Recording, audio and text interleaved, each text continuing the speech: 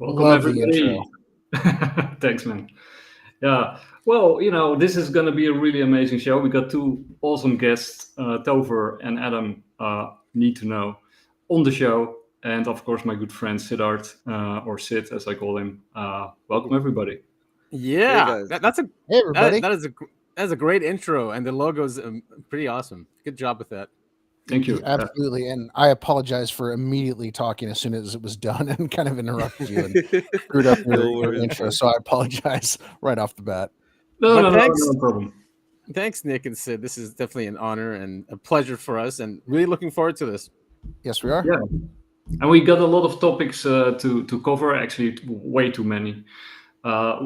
Just before we went live, we talked about it. Like, if you're out of this space for a week, there's such a flood or tsunami of things happening. It's incredible. And maybe we can start right there. Like we already did the introduction in the previous show, so we'll skip that.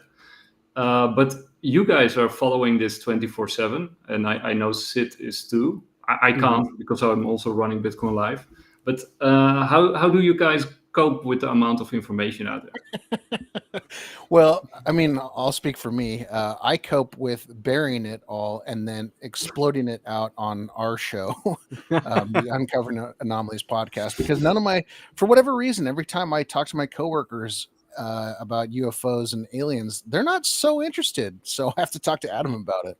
That's yes, it's like our therapy session. We get all the information. Like, please, let's talk about this because we have no one else to talk to about it. But yeah, that is strange. Even these days, it's in the mainstream. They're making legislation about it. We're having UFO hearings, and there's still an issue of people saying, I don't want to get into that. Now, it might be because it's such a paradigm shift, or they just the PSYOP works so well. And I think all this information that's coming out, so much of it on a weekly basis, is turning people into like, I'm not going to believe anything. And that might be the effect of this. It's the other side, like a counter to disclosure, is to just release ridiculous things, and a lot of it. Yeah, I think UFOs and aliens, that gets wrapped up in conspiracy, and for a lot of people, as soon as the word conspiracy gets brought in, you just kind of put it aside. So every time you talk about big government conspiracies or whatever, they just go, oh yeah, whatever, and aliens and UFOs get looped into that, and that's just the unfortunate side effect of society as a large. I can't blame people. You have to focus on what's in front of you. You got to focus on putting food on the table and keeping a roof over your head, and everything else is kind of like, that's a thing, but I don't have to care about it because it doesn't affect me. Well, it's actually interesting because I did sort of ask Grok to sort of collate the amount of belief out there, because I was kind of curious, because like you guys, I sometimes wonder how come we are the only ones that are sort of talking about it or interested in it, and while there's a tsunami of growing evidence, a mountain of evidence, even though it's mostly anecdotal and indirect, that there's still so many people out there who are not into this stuff.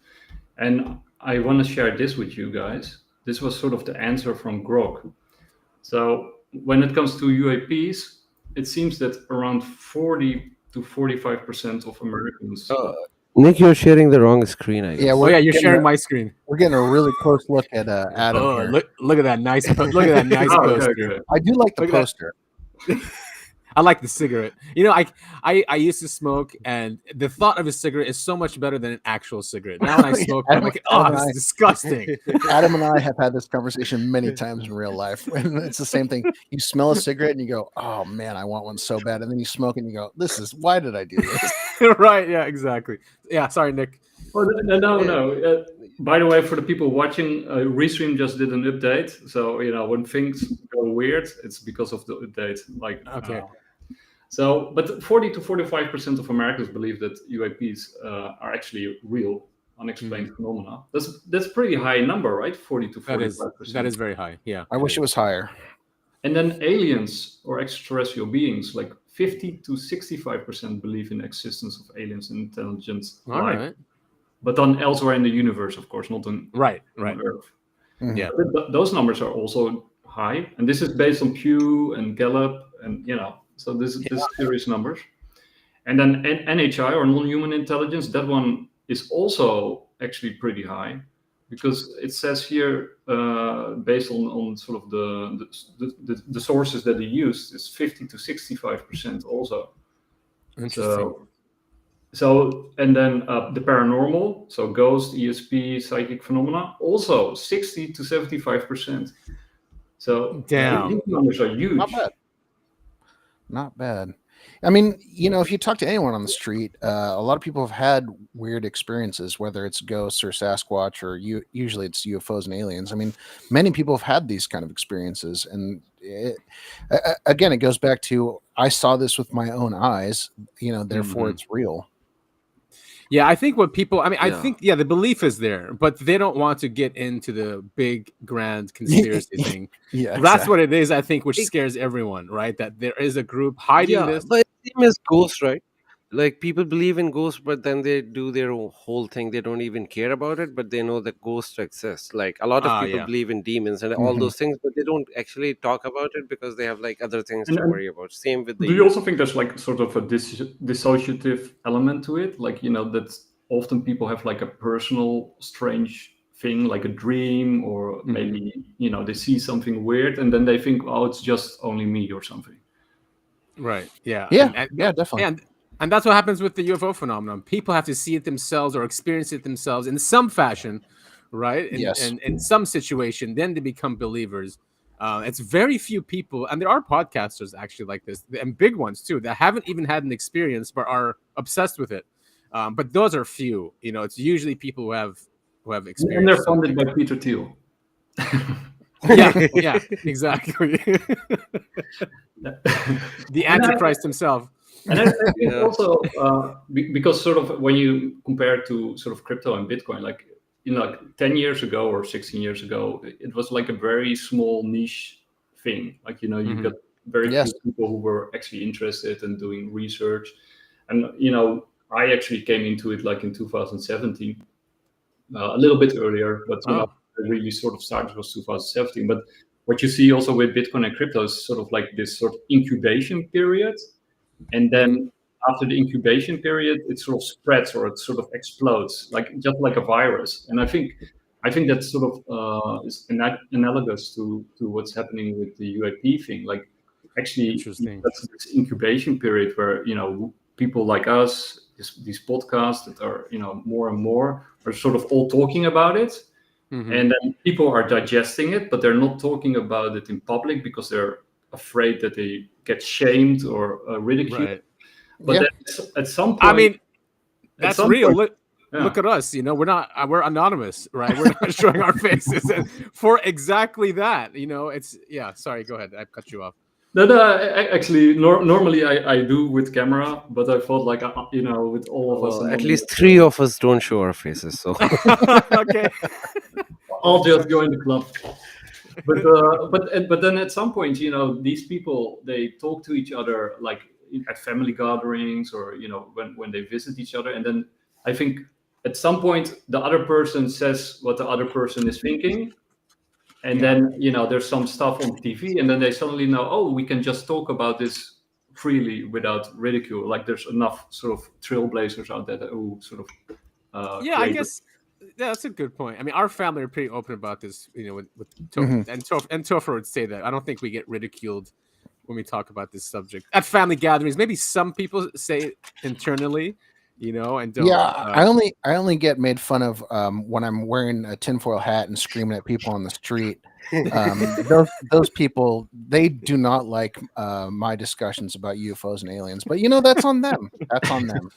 But it goes back to the message of decentralized disclosure, right? And that's something we got from you guys about Bitcoin and cryptocurrency, how decentralization is the only way, to maximize freedom and prosperity. I think the same thing should be applied to this subject, UFOs, because open source is the only way we can solve things, right? And to be fair, I do think that more and more people are willing to accept this and discuss this. It's just like Bitcoin. Like, it was this weird niche, thing 10, 15 years ago, and now everyone's openly talking about it. And I kind of think UFOs and aliens are the same way. More and more people are willing to accept that, this is in fact part of our reality. But if that's the case, like if what we just discussed is actually going to happen, then that means that we're not very far off from this sort of explosion of into the mainstream, like that everybody sort of, or at least the vast majority of people are sort of going to deal with this reality. I sure hope that's the case. Yeah. Especially with scientists. I mean, the internet was a DARPA invention, right? And then they gave it to the people. Look what we did to it. Same thing they say with crypto, that crypto came from the intelligence or NSA or something. They gave it to the people, and look what we did with it. So, hopefully something we made similar. NFTs out of that. What's this new thing? Push.love or something. What is that? I haven't looked into it, but I've seen it everywhere. Did you say push.love? Something like that, or pump.fun, or .fun. That's what it is. Yeah, pump.fun. Oh, that's like, what is that? If you wanna lose some Solana, just go there and buy a coin. You will lose all. Okay, so it's a scam. It's not a scam. It's like, so the company itself is not a scam, but the coins on that portal is a scam, basically. Oh yeah, I mean, if it's pushing, it's in the name. You're pushing a certain coin, a meme coin, and you're gonna rug pull. Yeah, basically that's at some point. I lost a lot of money, by the way. I knew that I'm gonna lose, but then I still went there, lost a lot of it. It's like still no regrets. It's not even a casino, but in casino you have a chance to win, right? There is no chance of winning in pump.fun. Well, thank you for taking the hit for us. Yeah. You got those professional snipers, and with meme coins, it's almost impossible to win that game unless you're at the moment you can sort of start stacking memes and then actually become a whale because they're so low, so you can if they have like a low market cap, you can actually start but what's the point when there is no liquidity? The as soon as it starts founder of that coin is going to rug you, so even if you're a whale, doesn't matter. It depends on the nobody's buying it. But I don't recommend it. Okay, well, highly risky. All right, hopefully the audience heard that as well, because if you guys are saying that, then it's so stay away. Basically, it's fun. Do it if you want to have fun. That's about it. Don't go in there to make money. Yeah. And even if you're don't spend more than $10 on a coin. Basically, $10-15. That's it. That's your limit. So you can afford to lose. Don't put like 2 or 3 Solana on a coin, because that's a big mistake. I always put $10-15 because I know if I lose $10, it doesn't matter. But then you put like $10 and 150 coins, then you realize you have spent too much money. So what are people making this just to have create the next Doge coin? Like, is that what they're using this for? It's not even Dogecoin, because Doge and Shiba, they were the original meme, right? With this one, they're just releasing another form of like NFTs. Like there were like first CryptoPunks and then Bored Apes, and then every day there were like 100 new NFTs out there. So it's similar to that. Okay. Yeah. So stay away. Stay away. And it's so bigger than that because the president of the United States launched his own meme. Solana. Didn't he just launch a credit card as well? I wouldn't be surprised. I wouldn't be surprised. He launched so much. So he launched NFTs first, then he launched the pump.fun, that not on pump.fun, but the Solana meme coin. And then few hours later, his wife launched another coin. That was really stupid. She crashed both of those coins. A lot of people lost a lot of money, like literally everyone. Kanye, I hate Kanye now. I was a big fan of him. Did he do it too? He launched a coin and it shoot up to $3 billion market cap within like 10 minutes. I bought it at there. I put like 1 Solana in there. I was like, it's Kanye coin. It's gonna go to, if it's at 3 billion, it's gonna go to 10 billion, and then I'll take the profit. Right, like 5 minutes after I put money into that, everything went to zero. Not to zero, but like I lost it. My investment But fantasy. to be honest, Oh, man. celebrity meme coins are the worst of all of them. Like, if you stay away from anything, it's like celebrity meme coins. It's like, highly dangerous. I feel like Definitely celebrity. the trick is you have to get in at the ground level. And where I'm going with this is, I think the four of us should launch our own meme coin. No. Never launch your own coin, because especially with our views, CIA will arrest us, because that's a crime, and they are looking for us to do something stupid, and that will be really stupid, because like rugging is a crime. Boy. Yeah. I will never launch my coin ever, because I know that's like giving them your weak point, like a reason to arrest. What if what if our quote unquote wink wink our brothers launched a meme coin? I know a guy. I know a guy. Okay. Yeah, we'll just we'll just mention it on the show here and there. Yeah. Yeah, no, but promoting a meme coin is also, which is rugged, is also offense. But actually, so even if we don't own it, but we promote a rug, that can have some issues. You guys know the book 3 Felonies a Day? I forgot the writer. Yes. Yeah, that's a great book. So basically, everybody is guilty of something at all times, right? Because they made so many laws. Yeah. I think it was Tacitus who said, like, you can gauge the level of corruption of a society by the amount of laws that it passes. Like, the more laws, the more corrupt the society is. But basically, they can catch us on anything. Like, you trip 3 felonies today. Yeah, and same thing happened to Kim Kardashian, because she promoted, I think, meme coin on Ethereum, and then they fined her like $100 million. Damn, she must have made a lot of money then. She didn't go to jail, but then she had to pay a lot of money to get out of it. So guys, let's go to UAPs. Yes. I think this is a really nice place to start, because it sort of, I think, ties to a lot of the stuff that we're going to talk about. It was one of the. Speaking of, it's becoming. There we go. Hey, I love that picture. Like, look at him; he's just sweating. He looks like a lizard person, right? Yes, he does. Yeah. Yes. So you want to play a little bit, and then we're gonna talk let's about do it. Yeah. Cool. Here we go. Oh, sound. In terms of surveillance and data mining, and the power over your life has never been as Orwellian as it is now. And it, even with AI and all of these models, it's even going to get more intrusive. Yeah. So I think it's not only these great fortunes, but it's their capability to literally be gods, to literally know what you're thinking, what you fear, what you want, your desires, all of these things, having all your data, knowing everything you do, knowing how fast your heart is beating. You know, all these wearable things that you have that are transmitting frequencies to, someplace where all of your health data is being stored. That's what bothers a lot of people. It's what bothers people about this Palantir thing. Yeah. Yeah, we were talking about that yesterday. Yeah. The Palantir thing is very odd. A lot of people feel that this is the precursor to a social credit score, a digital kind of police state, and that it's being done under the guise of security, that you will be safer. Which is what the Patriot Act was brought through with. That's exactly right. It's always the case. It's always the case. They always sneak it in like, you got to be safe. Yeah. And then you get the Benjamin Franklin quote. The people that want security, right? They something about they deserve neither. Yeah. That trade liberty for security deserve neither. Yeah, I mean, it's true.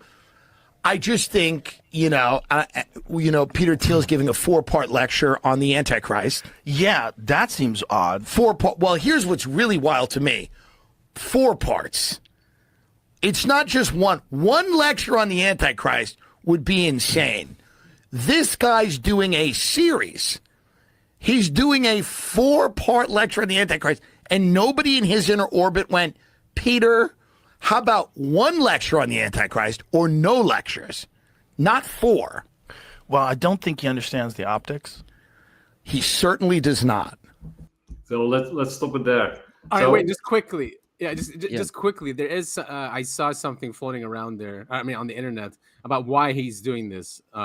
Because if you Googled Peter Thiel Antichrist before, you'd get all these videos about people calling him the Antichrist and why, with evidence.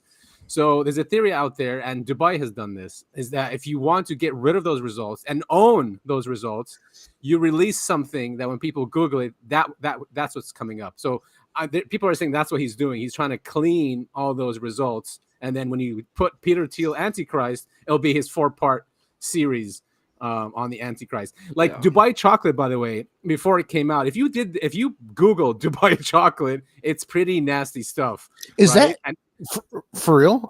Because I did not know this, and I work in a field that I deal with Dubai chocolate. That's like the new thing right now. Yes. No, but Dubai chocolate was a real shit. I mean, literally. It was literally shit. It was prostitutes. It was prostitutes. Okay. It was really nasty stuff, and they had to get rid of that. Okay, so I did know. I knew about the shit-themed prostitutes going to Dubai. I did not know it was called Dubai chocolate. That is... Yeah, it's called Dubai chocolate. It was a big thing. That is wild. Now, other than that, though, I mean, yes, Peter Thiel is creating like an infrastructure for an Antichrist figure to come in and just take over the planet, right? It's very scary stuff. Yeah. And I think the New York Times even asked him before he started doing this series. The guy asked him, he's like, aren't you? Or maybe it was after he announced it. But the New York Times podcaster or interviewer asked Peter Thiel, he's like, isn't it kind of ironic? Because, many people say that you are building an infrastructure for that. And he's like, Doesn't he name all of his things after Lord of the Rings? Yeah. What a just evil bastard. Yeah. Also, with 4-part lecture, there is like a main thing about Antichrist is that he have 4 horsemen, and I think these 4 parts are symbolizing that. It's not like he's just doing a marketing thing to own it. I think there's like a deeper and I wouldn't put it past him. Otherwise, he would have done 5-part or 2 parts or 3 parts. 4 parts is like 4 horses. I mean, everyone is saying we're living in that age, right? What Israel is doing, greater Israel, that the whole and the Christian Zionists and the Third Temple, and all that is going to exactly. And it's weird that Peter Thiel is in the middle of this. Also, Palantir's technology is being tested right now in Gaza. Like everything, what's gonna implemented here in North America is already being tested over there. They have actually released I think advertise of a video of Palantir where they go and find a person and kill it with Palantir technology. I mean, if they bring and that's with drones too, and autonomous drones, right? I mean, the AI tells them where the target is, and the drones just go and kill. Because the AI said so. Yeah, that was the ad for Palantir. It was not even an ad; it was like a real video of a drone goes look for the facial recognition. I think goes in the street, deep into the street, and target the specific. Could you imagine if they actually do that here? I can't see how that's constitutional, but it's not like they care about the Constitution anyway. No one's challenging them. They will do few more false flag, and then we are done. Okay, this is actually the Palantir website. So we talked about it last time, right? So Peter Thiel is sort of, it seems to be he's funding like a lot of stuff in the UAP field. Mm-hmm. And my sort of theory was that you had this battle between Trump and his administration and the previous group of administrations, like the Obamas and the Bidens, and basically the Democrats, and he's backed by Elon Musk and Peter Thiel and some other luminaries. So Palantir is also, it also has to do with information gathering, right? Mm-hmm. It is about information gathering, but about this government and previous government, this is just a lie to fool us. They all work for the same 100% eventually. Antichrist. Yeah, probably the Antichrist, actually. Yeah, this is all a facade they are creating that, this government was fighting with the previous administration. No, they both are working on the same agenda. Right now, it was way more convenient through Trump than Kamala. That's why you're Trump so is the right. president. Yes. Yep. Yeah. The best phrase I've ever heard is 2 wings of the same bird when it comes to government. exactly. Yeah, I mean, look at COVID. You know, when it was Trump who brought in the lockdown and all the COVID. And don't forget, he also did Operation Warp Speed, which was to get the vaccinations out there. Yes. Yeah. You know, and of course he left soon after that. And what did the next administration? Because do you remember Nancy Pelosi was running around going like, "Oh, you know, I would never inject myself with something from the Trump administration." Right. What was it, like 2 or 3 months later? It was like, "Everyone get vaccinated. Let's go." And it's just like they were so. I feel like they overplayed their hand during COVID. So many people were like, "Wait, what? Can you go back just a couple minutes there?" Yeah. And so many people started to see through the facade that is the. I mean, this is strictly an American, you know, topic that we're talking about right now. I don't want to speak for the rest of the world. No, but it was similar everywhere in the world. Yeah. Yeah. Also, like first the masks work, then masks don't work, and then they work again. It was so God! weird. It made no. So our accounts remember when Fauci? Sense. Like we had like no big goddamn sense. Do you guys remember when Fauci came out with the 3 mask thing, or was it the 2 mask thing? Yeah. And then the memes. I will never forget. You have to wear a mask to walk up to a restaurant. You walk into the restaurant, you've got your mask on, and then you sit down at a table and hey, now the masks, you don't have to wear them anymore. It's just like, come on. Just compliance. It was all about compliance. Yeah, exactly, man. It just none of it made any sense. And I you know, obviously the whole COVID thing, that whole whatever it was, 2-year era, it sucked. But man, it was a blessing in disguise because it woke a lot of people up. People were just like, why am I listening to the government? Yeah. So and they wanted the whole Great Reset and implement all these technologies. Remember that guy? What was his name? Klaus Schwab. He was talking about AI. You delete the bugs. Yeah, and then that Harari guy, the Israeli, his advisor, was saying we're going to hack the human brain. We're going to hack your body. You know, we have powers stronger than God. You know, it was a scary time. And then Ukraine happened, and then they stopped all of that. Yeah, funny how that works. But now they are back on track with the modern agenda. I think you will see crazy shit coming because right now Trump have decided to not attack, but like trying to create a environment to attack Afghanistan. Oh He's man, just like, know. Why? I was like, you didn't learn anything from like past 20 years. You want to go back to Afghanistan for what? To get a base? That doesn't all make you have any all you have sense. to do Like, all you have to why do you is need a look at base who's pulling his strings and you know, who is paying Congress. It all becomes very clear. I mean, it's probably Netanyahu that said, "Listen, you guys need to go back." You were not supposed to say the name. We just got a second show. Oh shit! I meant BB. Sorry. I meant Milikowski. I'm not That's who I meant. There you go. So there's like 2 possibilities. Either it's like a charade, and it's all pre-planned, like and everybody's playing its part, and then you know it looks pretty desperate, right? I mean, then we're in a whole lot of shit, or they're battling each other for supremacy, right? Because I think it's pre-planned.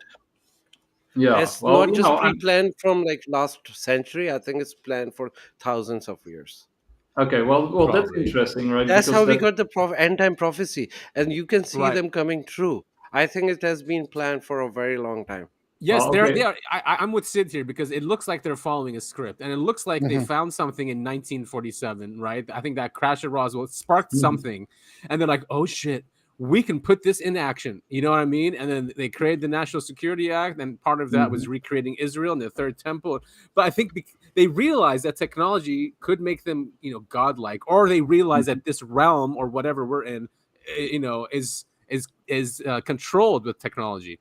Something around those lines. They clearly found a bunch of Palestinians in that 1947 Roswell crash. Right, those are the little creatures. Then, okay, but if it's like a 1,000-year plan or something along those lines, then they are working together with NHI, right? Because then it's supernatural. It's like back in the day we used to call them demons. Now we call them aliens. So it is. So no, actually, I think Sid actually brings up a really good point. You know, I think different cultures during different timelines, you know, however you perceive these, I'll just call them NHIs for right now, you're going to try and frame them in the context of what you're living. So if you're a hardcore religious person, you're going to see them as demons. We, as the technological society that we are, we're going to see them as aliens, something outside of a domain that we can control. Those are the only two. And right now, like even the senators, even some scientific people are saying that they are demons from another dimension. For sure. Yeah, but like Anna Luna said that on Joe Rogan podcast. Like, what else do you want? So, and by the way, we're also gonna play the game again with the names. I got some more listed. Okay. Oh, nice. Yeah, I mean, Luna's definitely one of them. I think the government wants everyone, because you can see this with Luna, you can see it with Burchett, you can see it with Burleson. They want people to be in the Christian. They're bringing us a Christian perspective of it. So it's like they've been told, because they're all doing it. So it's like they've been told, to keep everyone in that camp, or at least with that perspective, and not get out of it, because the power structure is, benefits from that. Yeah. So absolutely. And of course, demon and angel are just words or labels. Yeah, right? yeah. We don't even really understand what we're saying. I mean, right. Some people will say the demons are firing the missiles at the UFOs, who are angels. Some people could say that. I mean, who's trying to destroy and not to go like too far down the religious road. I mean, it's kind of a meme at this point, but like, if you know what biblically described angels look like, I mean, it is terrifying. They are terrifying. Yeah. A bunch of eyes and wings and a bunch of other stuff. Like, who would look at that and go, "Oh yeah, that's an angel"? No, you would be scared as hell. Yeah.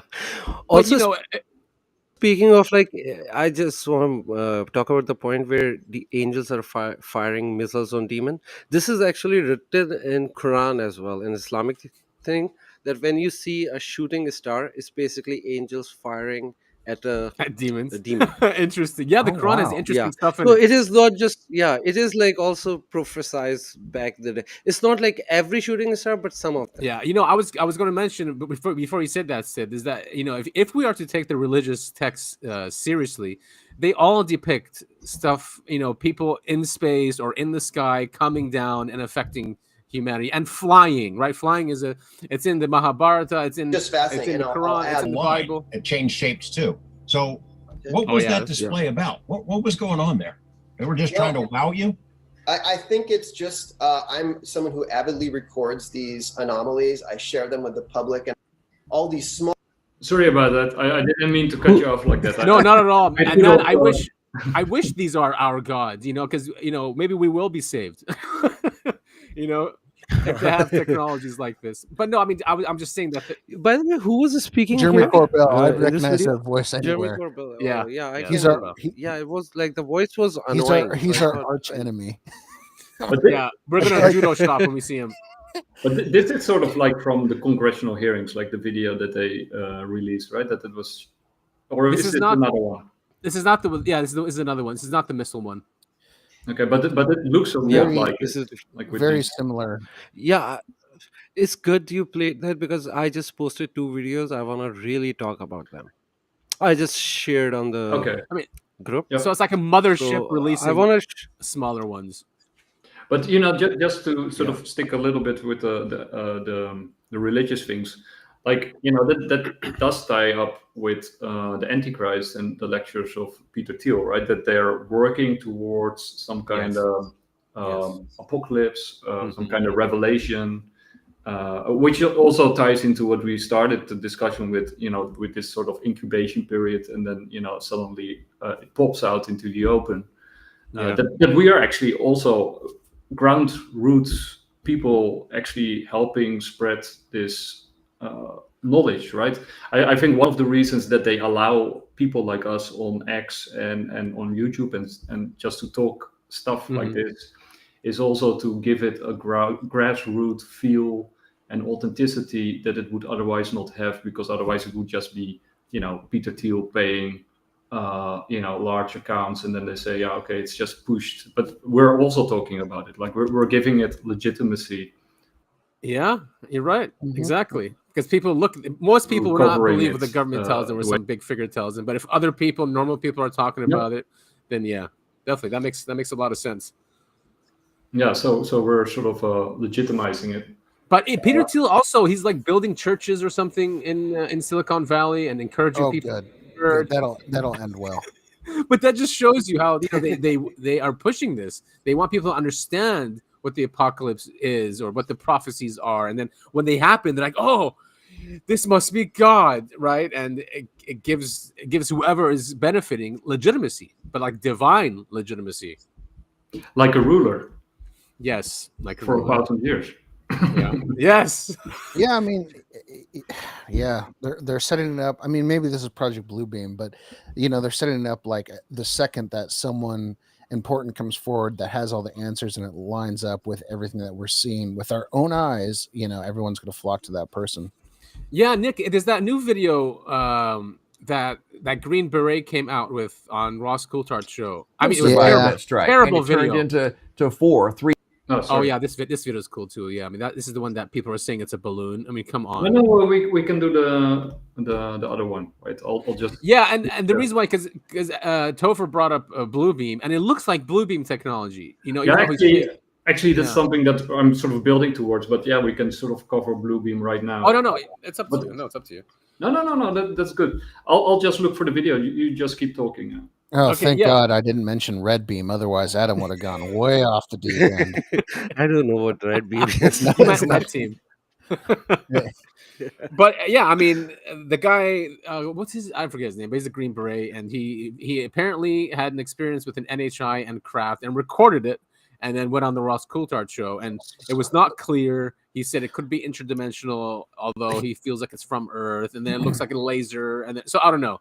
So he's not the first person. I remember actually one of the things that got me into UFOs as a kid. I don't remember the exact age, maybe in my teenage years.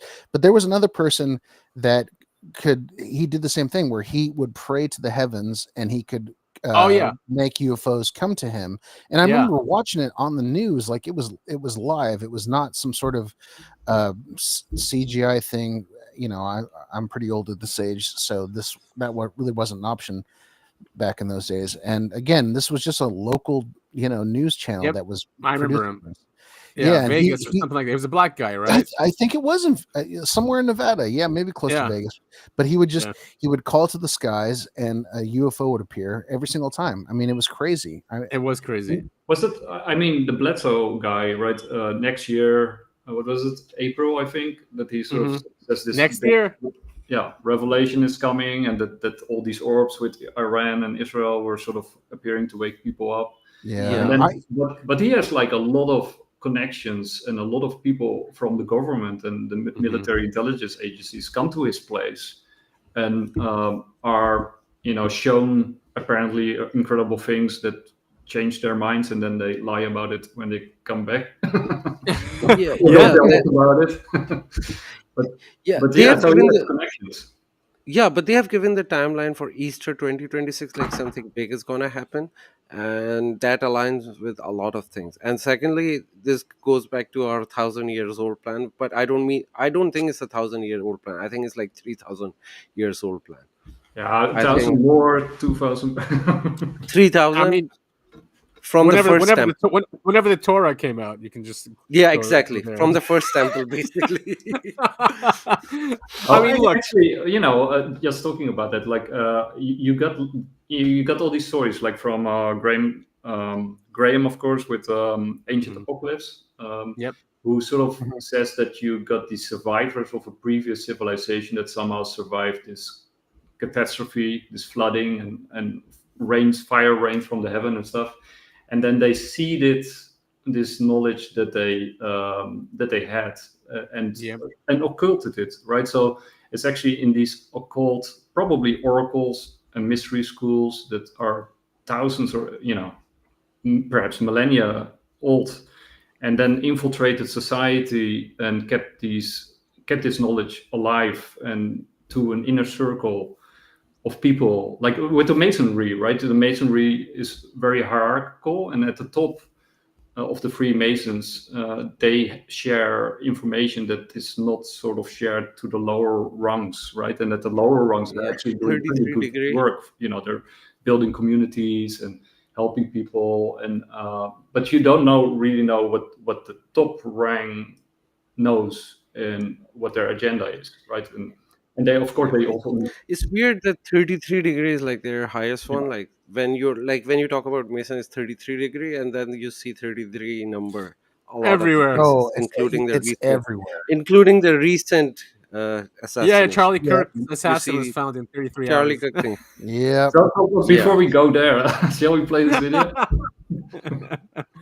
And COVID, if you remember, 33 more cases. 11 more cases. To make it a total of 33. It's like every time. Yeah. Good. There we go.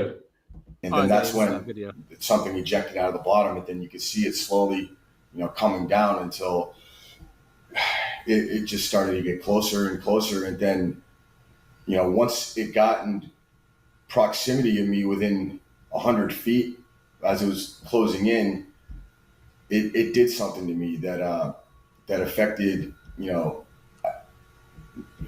me physiologically in a way that almost made me docile or compliant, which I thought was strange. Almost like not a dreamlike state or a trance, but like it was way too casual for me at the time to be seeing that happen. Well, you're about to have a close encounters of the fifth kind. You're about to meet, allegedly, something non-human. I would be pretty excited and possibly a little bit scared. I can hear your respiration on the video. You're breathing far more quickly than normal, I think. Right. And so when it was coming down and it finally hits the ground, I'm standing there and I'm looking at it. I'm like, what is that? I didn't have a frame of reference, because I hadn't seen something like that yet. So I'm staring it down and it's staring me down. And then there's also a chicken nearby and we're all staring each other down. Yeah. And it almost looked as surprised to see me as I was to it. So now, Mike, in that freeze and zoom, you see it looks like some kind of translucent white-blue face, but it's not a human face. It's two black dots for eyes. That looks like a sort of a dot for the mouth, and it's a long ovaloid head. Is it on the ground or? So what do you guys make of it? It's smaller. I don't know, dude. Okay, so here's the thing: cameras are not like CSI, the TV show, where you can just go enhance, and it makes it more clear. Cameras are, in fact, they kind of, they don't suck, they're good, but it doesn't present a clear image. No, and you can have a lot of artifacts on screen that will, we as humans are flawed, but when we look at these screens with artifacts on it, we will intuit something that is not there, and that's kind of what I think this is. I don't think you can look at those two black dots up there and go, those are eyes and that's a mouth down there, because this is we're looking at pixels. This is nothing. Wasn't he also saying later on, like, because I think you're right, and Ross Coulthard is making too much out of nothing. Yeah. But when you sort of follow the account of this guy, he says that at some point it appears as a soldier or some kind of knight. Yeah, and it might be here actually. Yeah, he does say that. He says it has a purple suit or something, and then it holds up. Like that. He said it holds up a skull at some point. And he was, of course, close to it, like he was actually seeing it, and we're just. It could also be a pareidolia. So that is not very convincing. I have a better video which I'm gonna ask Nick to play. But before that, I just wanna share recent experiences what I'm having. So last year I was seeing a lot of UFOs. They stopped coming in the sky in February. And then since then, I've been going out every night. I don't see anything. This week, I went out and they reappeared. They're back. So there were a lot of them. I was able to shoot 2 videos of them because they are very fast. Ooh. Nick, do you want to play the one I just shared on the... You're in Vancouver, right? Where did you share? I'm in Vancouver. Yeah, in the group, in our group chat. Oh, it's there there are 2 videos. Yeah. So play the second one first, like the 51 second. I mean, open it, but I want to give you a little bit more background on that. I mean, there's definitely bases on the west coast of North America. So, I mean, Vancouver's got a lot of UFOs. We have a lot of them down here too. Yeah, but the one which I want to discuss, like, it's not like something is just moving. It's appear out of nowhere and disappeared just right in front of my eyes, in the middle of the screen, for sure, like in the middle of the sky. So it's not like they are going all the way to the horizon and disappearing. Right. No, right in front of me. So play the second one. If you have a bright position, whoa, do you see one dot moving in the middle of this? In the middle, right? Yep. Yeah, just keep looking at that right now. And then another dot appears on the top of the, like, little bit on the top.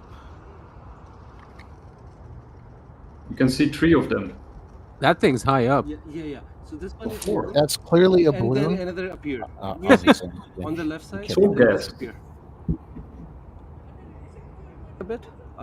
So this one will disappear, but another one just appear and disappear in that. So go to around 28 seconds. Okay, wait. What time was this at? Around 9:30. Go to wow, 28 seconds. Yeah. See appear one light and then disappear. Here. Yeah, in this area. So play that Yeah. again. Yeah, and there's no clear trajectory right there. Oh wow. And then disappear. So this is what happening. They come out of nowhere and disappear. And then this one, which we were tracking, this also disappeared. You want me to play the other one? This is like right in front of my head. That is crazy, man. Where do you live? Vancouver. Yeah. What's your street address? Yeah, exactly. You're also in crypto, right? So yeah. So one thing, I am seeing them a lot. So I saw them constantly for 3 days, and then last night and day before last night I didn't see any. So it's not like that's like a regular phenomena. It appeared out of nowhere at the random time. So I'm spending like hours, like couple You have too much hours time every to it. night from 3 to 10:30, and then sometimes I'm able to capture. This is the another one, which is like it appears out of nowhere in my eyes. I wasn't able to record that because like first I had to see to record something, right? So and then it start moving, so I started recording, and then it also disappeared in the middle. So the other one is I can easily you can see a plane flying by. Yeah, but nearby. Right. And then the dot is No, just like keep looking at the dot. Yeah. And it disappeared. That's gone. Yeah. So and it's not like going on the horizon, it's right above my head. Yeah. You don't nothing disappears in like at the maximum exposure, because when you're looking right above your sky, it's like the maximum light and maximum exposure. So it just disappears. And all the UFOs which I see, I'm just calling them UFO. I don't know what they are. That's why literally calling it's them accurate. Yeah. Yeah. UFO. So they always appear from one part out of nowhere and goes to this area and disappear. My assumption is there is some kind of portal over there, which so they come from another portal and go to another portal, and in between we see But them. this was also, what Bledsoe was talking about, like that these orbs keep appearing all over the world in order. Yeah, but again, the camera quality is so bad, right? So they are not orbs. They look exactly like a star. It does look like a star. Most people don't even recognize it if you're not paying attention, because they come out of nowhere and disappear. Yeah. One weird phenomena which I wasn't able to record, it was like I was looking up in the sky on the hill. I mean, the fact that you were and like there was a light burst. The fact that you were able to record those is incredible in and of itself. Yeah, somehow like I just get a feeling that it's about to happen, so I take my camera out most of the time. Not all the time, but sometimes. It's like weird feeling, like gut feeling. Yeah, that tracks. It's not like any spiritual thing. It's just a good feeling. That's actually. But the one thing which I wasn't able to record It was like it was a black sky, nothing over there. Suddenly something sparked in the sky. It sparked like a bright star, brighter than Venus, like 2 or 3 Venus. Wow. If you combine 2 or 3 Venus, like it was that bright. And then within 10 seconds it just like disappeared. It was at one place, it just appeared out of nowhere. It was so bright then that I was shocked, like what the hell is that? And then it was less than 10 seconds it disappeared. I was trying to shoot it. By the time I put my hand in in my pocket, It take was my camera gone. out, it was gone. Yeah. The Yeah. feeling that you get before seeing the lights, the UFOs, I mean, that's really common amongst people who who report UFO sightings. I mean, that's something that I have experience with, and I think Adam, you had a sighting recently where it was kind of the same thing, right? Like something made you turn your head up. Well, yes. So we were talking about it. So I was, and it's weird because you mentioned that guy that used to just bring in UFOs, right? He used to always pray to Yahweh, right? Mhm. That word. And I remember I was outside, and I didn't just say Yahweh, but I said I was asking to see them, right? And I was saying, all right, so who should I pray to? And I've never mentioned Yahweh before, but I did at that time. About 5 minutes later, I was outside and I looked up by accident. I seriously looked up and I just see this tic tac, no noise, nothing, just go right by, right over me. And I told Topher about this, and I remember it was like fuzzy. And he said, don't tell anyone. And so I revealed it here on this podcast. But yeah, I mean, there is some feelings that come in when either these things are interested in us or when they're around our consciousness. It's like when someone's staring at you from a distance behind you, and you look back and you're looking right at them. No, I mean, it's real. It's something I've brought up on our show many times. I think humans, I think once upon a time, maybe not full psychic or whatever, but we have, whatever they call the gut feeling or the sixth sense, where something's going to go wrong, or someone's looking at you, or someone's talking about you. We have that high level, I don't even know how to explain it, level of consciousness, that we understand that. And it's the same thing for whatever reason with UFOs. People always talk about, they go, yeah, I felt something weird and I looked up, and just like Sid was saying, like I felt something, or you were saying you felt them before you saw them, right? Right. Did you guys see the interview with Jesse and Gallaudet, Admiral Gallaudet? And yes, that was a while ago, right? A couple months ago, maybe. Yeah. No, that feels like a couple of months ago, but I think it was like a few weeks ago, actually. So Gallaudet was on Jesse Michael's show. No, Denny show. Oh yeah, I did see that. Yeah. I mean, I like Gallaudet. He's a good guy, but he's not. He said he's not read in, but still, he was an admiral. He was in charge of NOAA, so he knows a lot of things. But in that show, they actually talk about exactly this what you're talking about. Like they have like 15 minutes or 20 minutes that they talk about psionics, but also about these gut feelings. And even Gallaudet even makes a remark that he thinks that some of these temples and ancient structures were created and moved with telepathy, or telekinesis. He said that. Whoa! He makes that remark, and he's in the know, right? I mean, he's read in, like, so he's dropping that in that show, and at the same time, I actually talked to you about that in the DM, Adam. Like, what I often notice in this space, in the UAP space, is that you got this sort of orchestration, and then when something drops, then you get like 2 or 3 other people talking about the same thing, sort of echoing and reinforcing each other, like that we're sort of following the breadcrumbs. And I think also we're bombarded with information, like so we as podcasters are sort of forced in order to keep up with actuality, because if you're starting to talk about something that's 3 months old, everybody will tune out. So you're forced you're forced to follow the lead wherever it goes. Like, so we're actually being led by the nose in order to keep up. Like that's I think what's happening here. That's a good observation. Yeah. but so basically he's already sort of suggesting what is gonna happen, what's gonna be released. And I think another thing with the material, everybody was complaining like why, like 10 years ago everybody was complaining like, why is nobody coming out and talking about this, and then suddenly a lot of people started coming out and talking about it.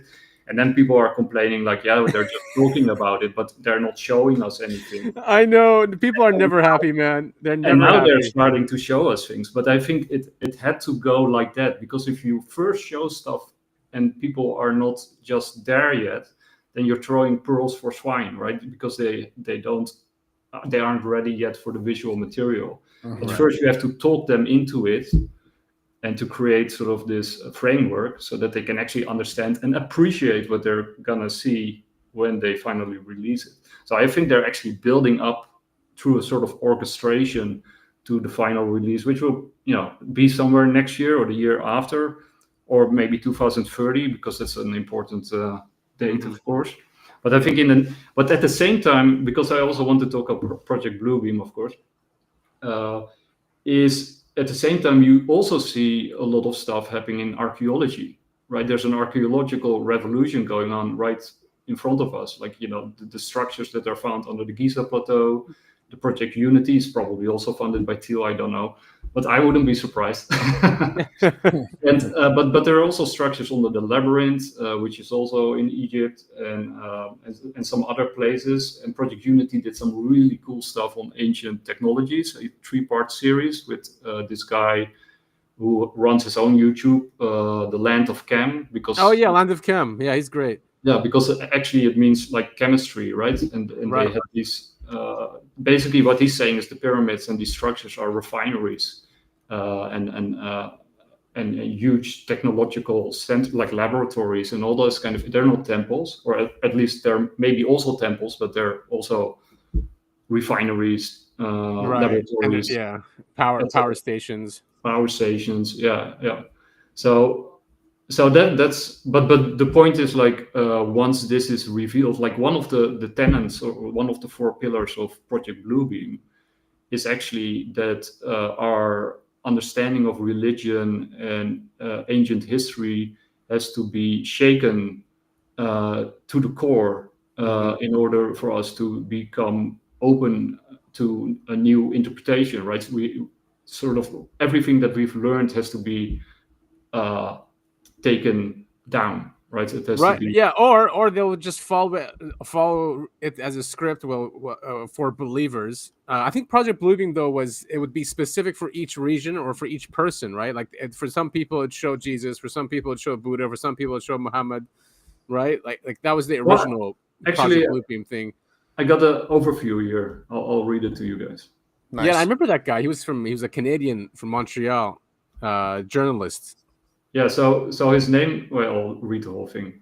So the Canadian journalist Sergei Monast from 1994 claiming that NASA and the United Nations are orchestrating a multi-phase psychological operation to dismantle traditional religions, simulate divine or extraterrestrial events using advanced technology like holograms and mind control waves, and ultimately impose a totalitarian new world order and a new global religion. And that's an interesting detail. Monast detailed this in his writings. Now, and then you got the 4 phases. So the first phase is an engineered earthquake and hoax discoveries. Artificially induced earthquakes and other disasters will be used to uncover fabricated archaeological evidence that discredits the foundational doctrines of major religions, especially Abrahamic ones like Christianity, Islam, and Judaism, sowing doubt and paving the way for a new unified belief. Mm-hmm. And then the second phase is a gigantic space show with holograms. Advanced satellite-based holographic projections would create massive sky-filling images of religious figures, such as Jesus, Muhammad, Buddha, Krishna, tailored to different religions. These figures would speak in local languages, then merge into a single entity representing the Antichrist, or Peter Thiel, promoting the New Age religion. Imagine his sweaty face in the sky. And then phase 3. Why is the Antichrist so sweaty? Yeah, he's not very articulate either. Well, because he knows he's lying, right? So he's right, yeah. The telepathic electronic communication using low-frequency radio waves, ELF and VLF signals, and satellites. The operation would simulate direct telepathic communication from deities or higher beings to individuals' minds, convincing people that their God is guiding them toward the new global order and further eroding resistance. And then the final phase is the supernatural manifestation and fake invasion, where also sort of the nuclear thing plays a part. This phase involves staging a fake extraterrestrial threat or alien invasion, along with simulated raptures or demonic events via electronic means and implanted microchips activated through consumer devices. The ensuing chaos would justify the imposition of a one-world government phasing out national sovereignty, cash economies, and individual freedoms in favor of Yeah. It sounds like the Messianic era for sure. I mean, I guess the only thing I'll disagree with is the whole that they want to get rid of major religions, especially Abrahamic. I think they want to keep those because the fear of UFO disclosure has always been, well, it's going to destroy religion. That was always one of the first things. Comes up. Yeah. I think they want to sort of retailer it, they want to keep certain elements. No, they want to keep it exactly the way it is because the prophecies on those religion are very beneficial for them. So they want to replicate those prophecies. One thing I want to correct regarding his theory that he said like Muslims see Muhammad. No, Muslims also see Jesus because Jesus is like the center figure. Yeah, he's the Messiah in Muslims Islam, and right? Christians. He's Both the Messiah. it's like he's the Messiah. Yeah. Also, like they don't depict Muhammad's. Nobody have seen Prophet Muhammad, right? It's also not allowed to depict his picture.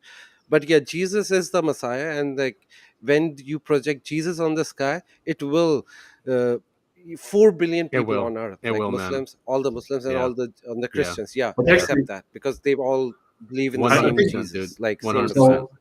But also I think they uncover fabricated archaeological evidence. I also disagree with that because I don't think it is fabricated. It's actually real and ancient, but it will take the foundation of. Some of them can be fake, right? It's not like all of that, but some of that to just tailor the. I do want to. I don't believe what I'm going to say, but I just want to bring this up as like a devil's advocate thing in terms of the fabricated archaeological evidence. Maybe some people will look at Göbekli Tepe or a lot of the stuff that Hancock is bringing up. In his Ancient Apocalypse series on Netflix. That is going to be. That will be twisted and turned as like, look at all this fake stuff that this guy is bringing up. Like I said, I don't believe it's fake, but I think it could be twisted in a manner that it kind of already is. I mean, everything you read up about John Hancock, if you like Google him, it's going to be like hoax. All this stuff is going to show that, try and portray him as some sort of I don't know, grifter or whatever. So I could see that being put in that way. Whereas Also they called Graham Hancock as a racist. That was like really. He's a right wing. He's a white supremacist. I just got pissed at right. Yeah, he married to a like colored woman. Like that's so weird. Like why you even come up with this kind of shit? I think his wife is Indian or all these right-wing activists who marry women of color, they're clearly Nazis. They're just getting really deep in there in more ways than one. That's what happens when they don't like if you're challenging the narrative. It's always the go-to. Well, he's a racist, right? I mean, that's they do it. They do it with everything. Look at this Charlie Kirk. They're calling everyone racist for asking very valid questions. So maybe he's so racist that he wants to dominate a woman, like in the relationship. Oh, that's a nice angle there. But going back to this, the using low frequency radio waves. I mean, this is scary because especially with AI coming in and understanding our behaviors and our thoughts and our beliefs, they could tailor these holographs to each person. I mean, to convince them. It gets even weirder than that. I mean, we know our phones are listening to us. They're starting to show. I keep seeing articles about our TVs are now listening to us and all this other stuff, and they're talking about the radio waves going the other way. Why not? Yeah. Right. Yeah. Exactly. But why are our viewers not listening? I mean, I guess what would be our advice? Our advice would be to have a solid personal internal foundation, right? Really understand your voice and your beliefs, and that's really the only way you can protect yourself against something like this. But it's also interesting, right? Because they're talking about telepathic electronic communication. So Right. At the same time, what we're now discovering is that there's also like real telepathy and probably some other features. And what Hell, we the talked CIA about. spent a lot of time and money researching telepathy in the 60s and 70s. Project Stargate. And they're probably still doing it, to be honest. Yeah, definitely. And so many UFO encounters, like all this, like every single point can go back to the UFO phenomenon, right? Like what people experience with UFOs. People have said that they've seen 3D holographic images of Earth or of the past. Telepathic communications, also, like that the aliens or the NHI would know the question before they even finished asking it, or they'll answer them before they finish the question. Stuff like that. So.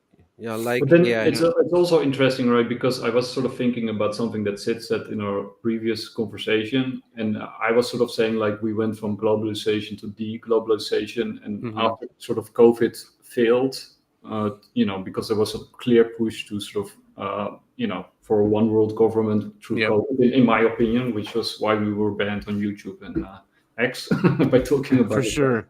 Yeah, for sure. But, and then we moved to deglobalization because there was, in my opinion, a fallout. But Sid made the point, like maybe it was sort of planned, like they just moved from A to B, like it was already it was all staged. And then that made me sort of think about phase 3, like telepathic electronic communication, like because what did they actually do with COVID? They injected us with. Yes, they did. So a large chunk of the population might now be susceptible to phase 3 of Project Bluebeam, and they finished that phase because there was too much resistance, and they got enough of the population injected. Yeah, and they could now move on to phase 4. Yeah, that's why, by the way, I always keep my camera on just to make sure that it's not just I'm imagining it, it's a real phenomena. That's why I am able to record videos. But whenever I see something, I just take my camera out, because even if I'm imagining something, if it is very by the video, it means it's a real thing. That actually, because like I'm very I have the man. Well, you just validated my fears. I have the same fear where I go, am I really seeing this? Is this really happening? Or am I really having this conversation?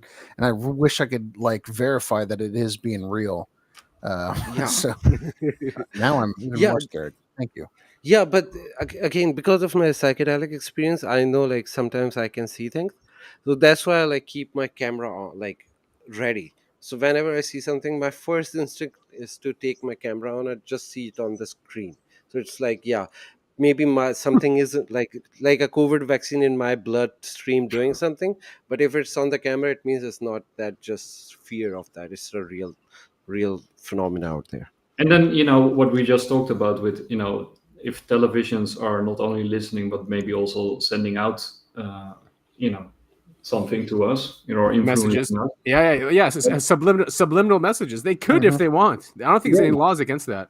So what if the vaccine or whatever it was that they injected into people also takes advantage of the sort of telepathic abilities that people have, the innate telepathic abilities that they have, in order to use them in some sort of way, instead of just controlling people, that they're actually extracting something from people through the injection, right, that they can use. Yeah, I mean they found graphene graphene structures in there which react to electromagnetic fields. So there's something really weird in those shots, that's for sure. Yeah, it's DARPA. It's DARPA technology that's in there. Yeah, because it's like a brain machine interface, like a BMI, and there was a lot of stuff also going on with researchers of BMI researchers that got kidnapped, and there was a lot of strange stuff going on in that sense. So Yeah, definitely. Maybe it's sort of like a very advanced, highly advanced BMI system that they injected into people, like, or at least maybe it's a feature of the injection. And I'm of course, to everybody listening, this is pure speculation, right? Totally, totally speculation. Probably just a real vaccine, and it was. Yeah, I mean, COVID was so bad that RFK Jr. is now heading our HHS. That's how bad COVID was. We have an anti-vaxxer at the head of it.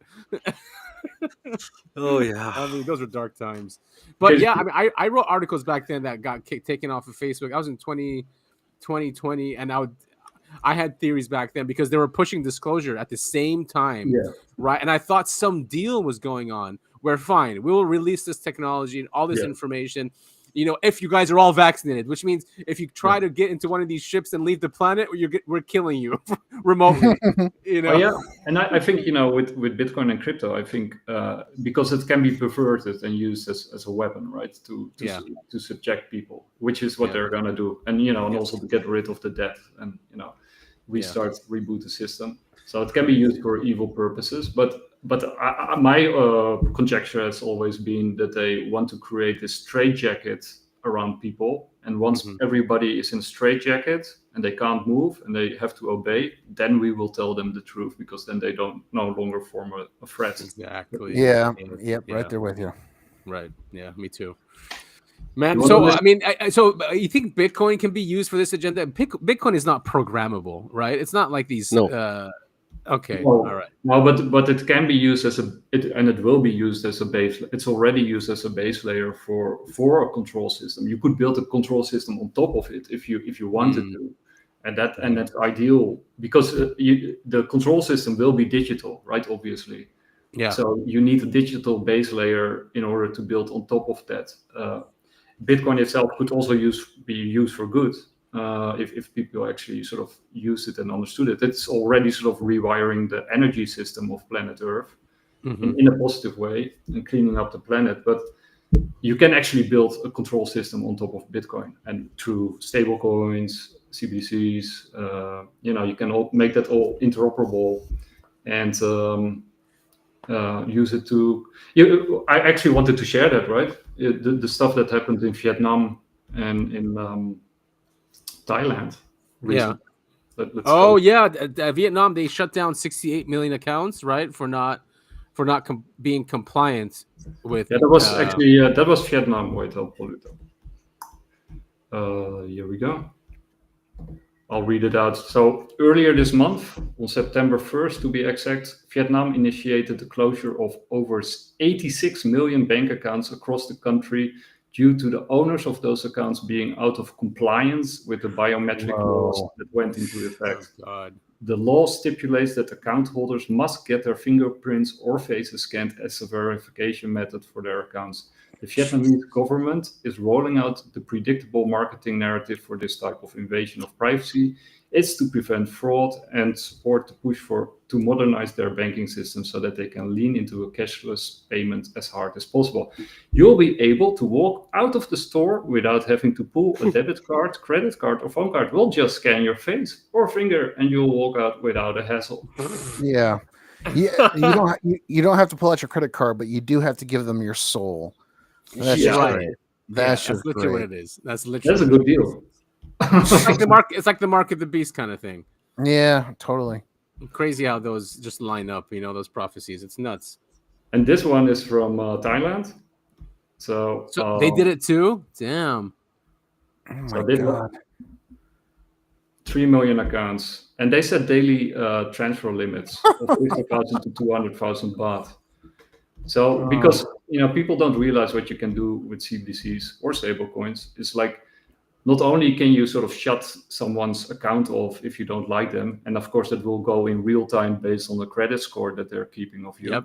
Yep. But you can also set a limit of where you can spend it, on what you can spend it, how long you can spend it, with whom you can spend it.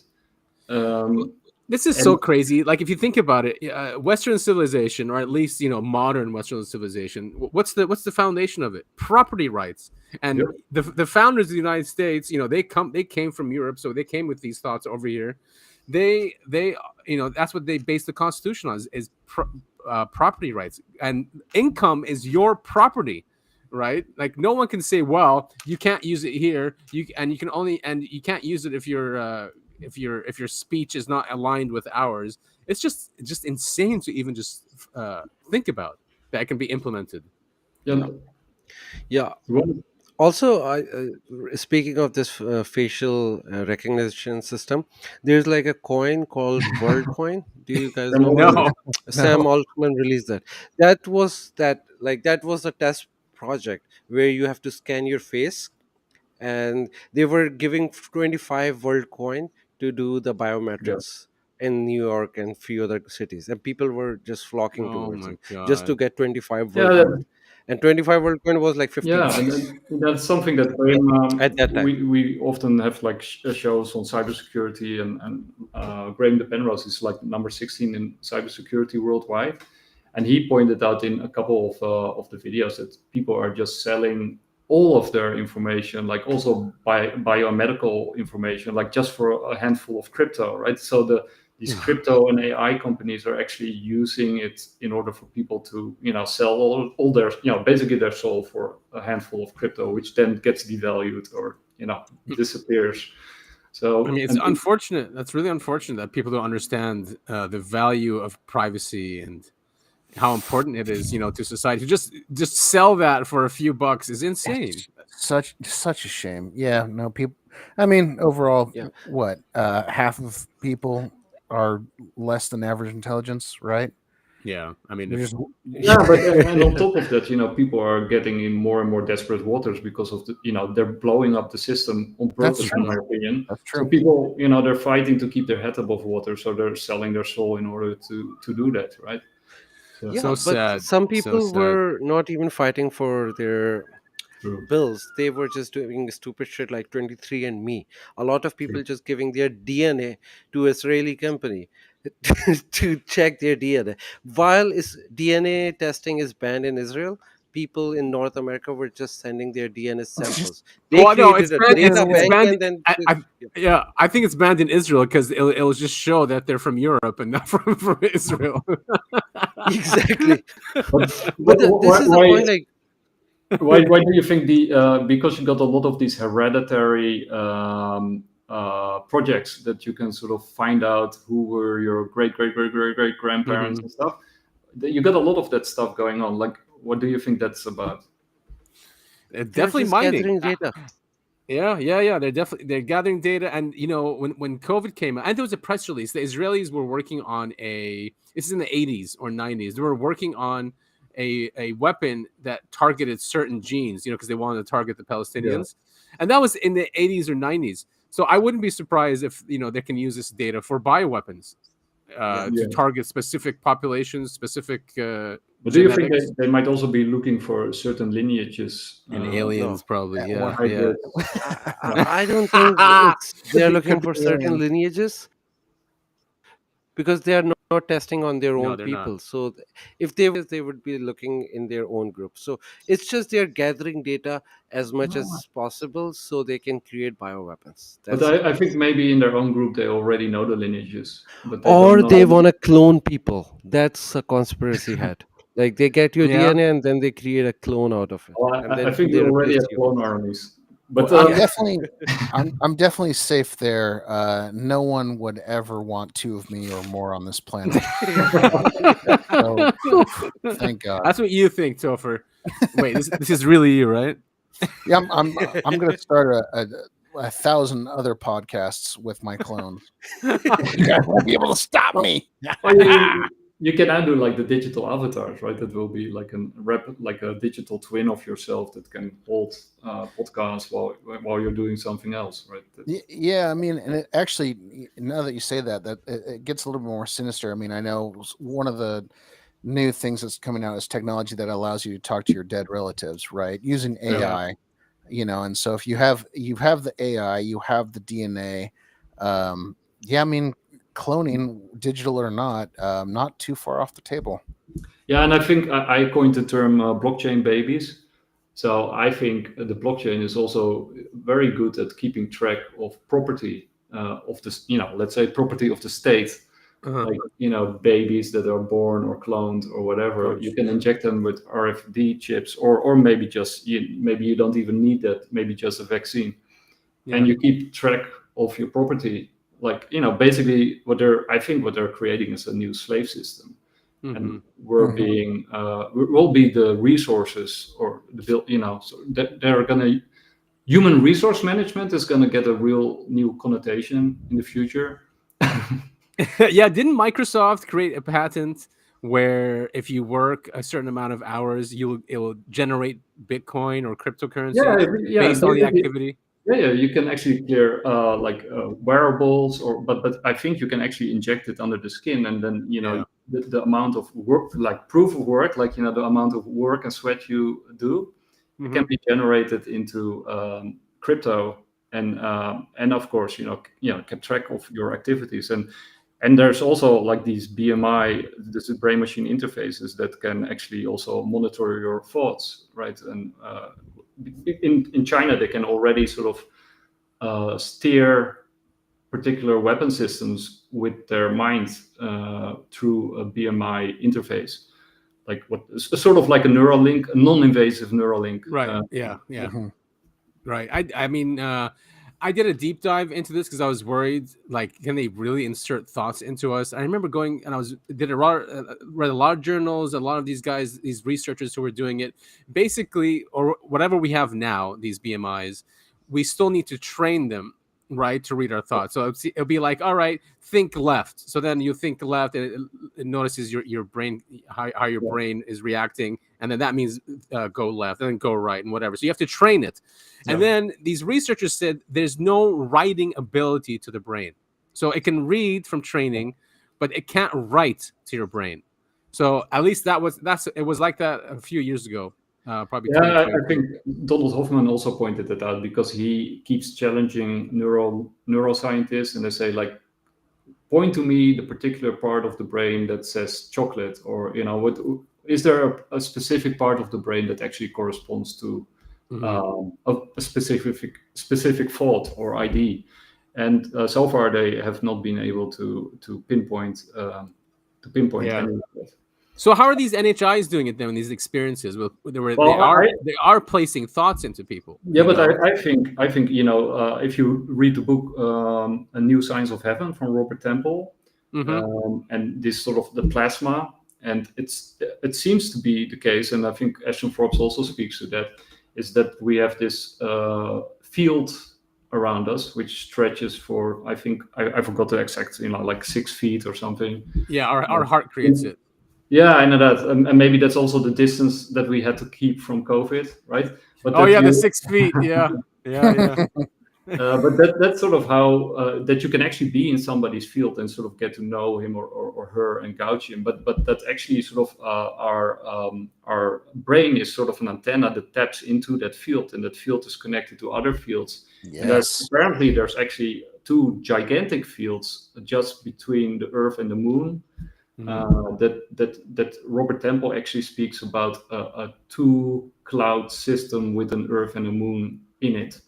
And those 2 plasma fields that sort of are in space, he compares that because of the complexity and the research that he shows in the book, which is not like his own ideas, but it's actually the work from the Naval Intelligence Office and others that have been doing a lot of research into plasma weapon systems and that kind of stuff. That it's like a gigantic supercomputer, which is like 1,000 or 1,000,000 times more advanced than the quantum computers that that are being developed right now, and that that they have no idea what it is and how it works, but some kind of electrified plasma field. It is a plasma universe. We live in a plasma universe. Everything is electric. Everything is about light. Even matter, right, it comes from light. It's decayed light. Yeah, and I think that's also why they want to block out the sun, right, with this spraying, like that we're getting disconnected from these fields. Have you guys ever heard of Hadibov? He's now deceased, but he was a Russian researcher. Out of Russia, most of the stuff is still in Russian. They have translated some of it. I think Robert Temple actually refers to him. Yeah. So I mean, he says that that these spider-like beings took over our solar system, like thousands of years ago, and the sun and moon and Earth are a system, and that the programs come from the sun, and it can generate different weather patterns and even affects genetics and populations. Like some civilizations will go up, some will go down. So basically, that it's all like a computer program that we're living in. And he had a lot of proof. He was in universities, like universities were studying this stuff. A lot of it's still in Russian. And the Russians are really open when it comes to UAPs and Bigfoot. Yeah. And do you guys know David Paulides? Yeah, of course. He did Bigfoot, right? And missing 411. He did that guy.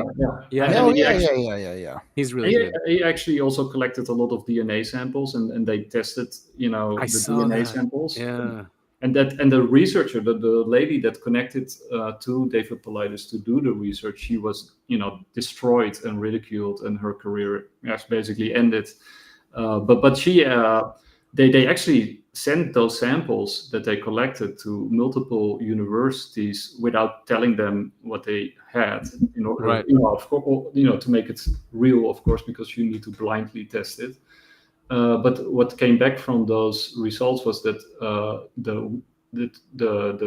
because you got like a male and a female variant in the DNA, that the female part was traced back to Mesopotamia, like 2,000 or 3,000 years ago. It was human, half human. And the other half, there's nothing on Earth that they could, in their databanks, that they could relate it to. Right.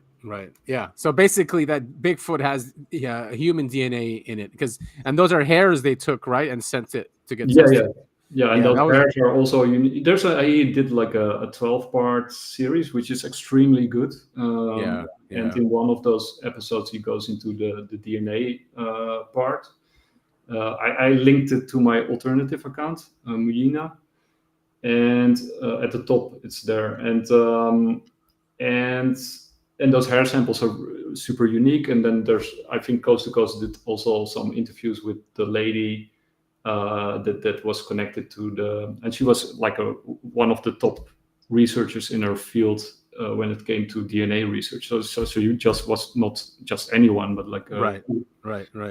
I mean, that is an amazing find. And even these grays, they say they have human DNA in them as well. So there's something about human DNA, and whoever is like messing and creating different species, and maybe it's the connection to the source is our DNA, why they keep using it.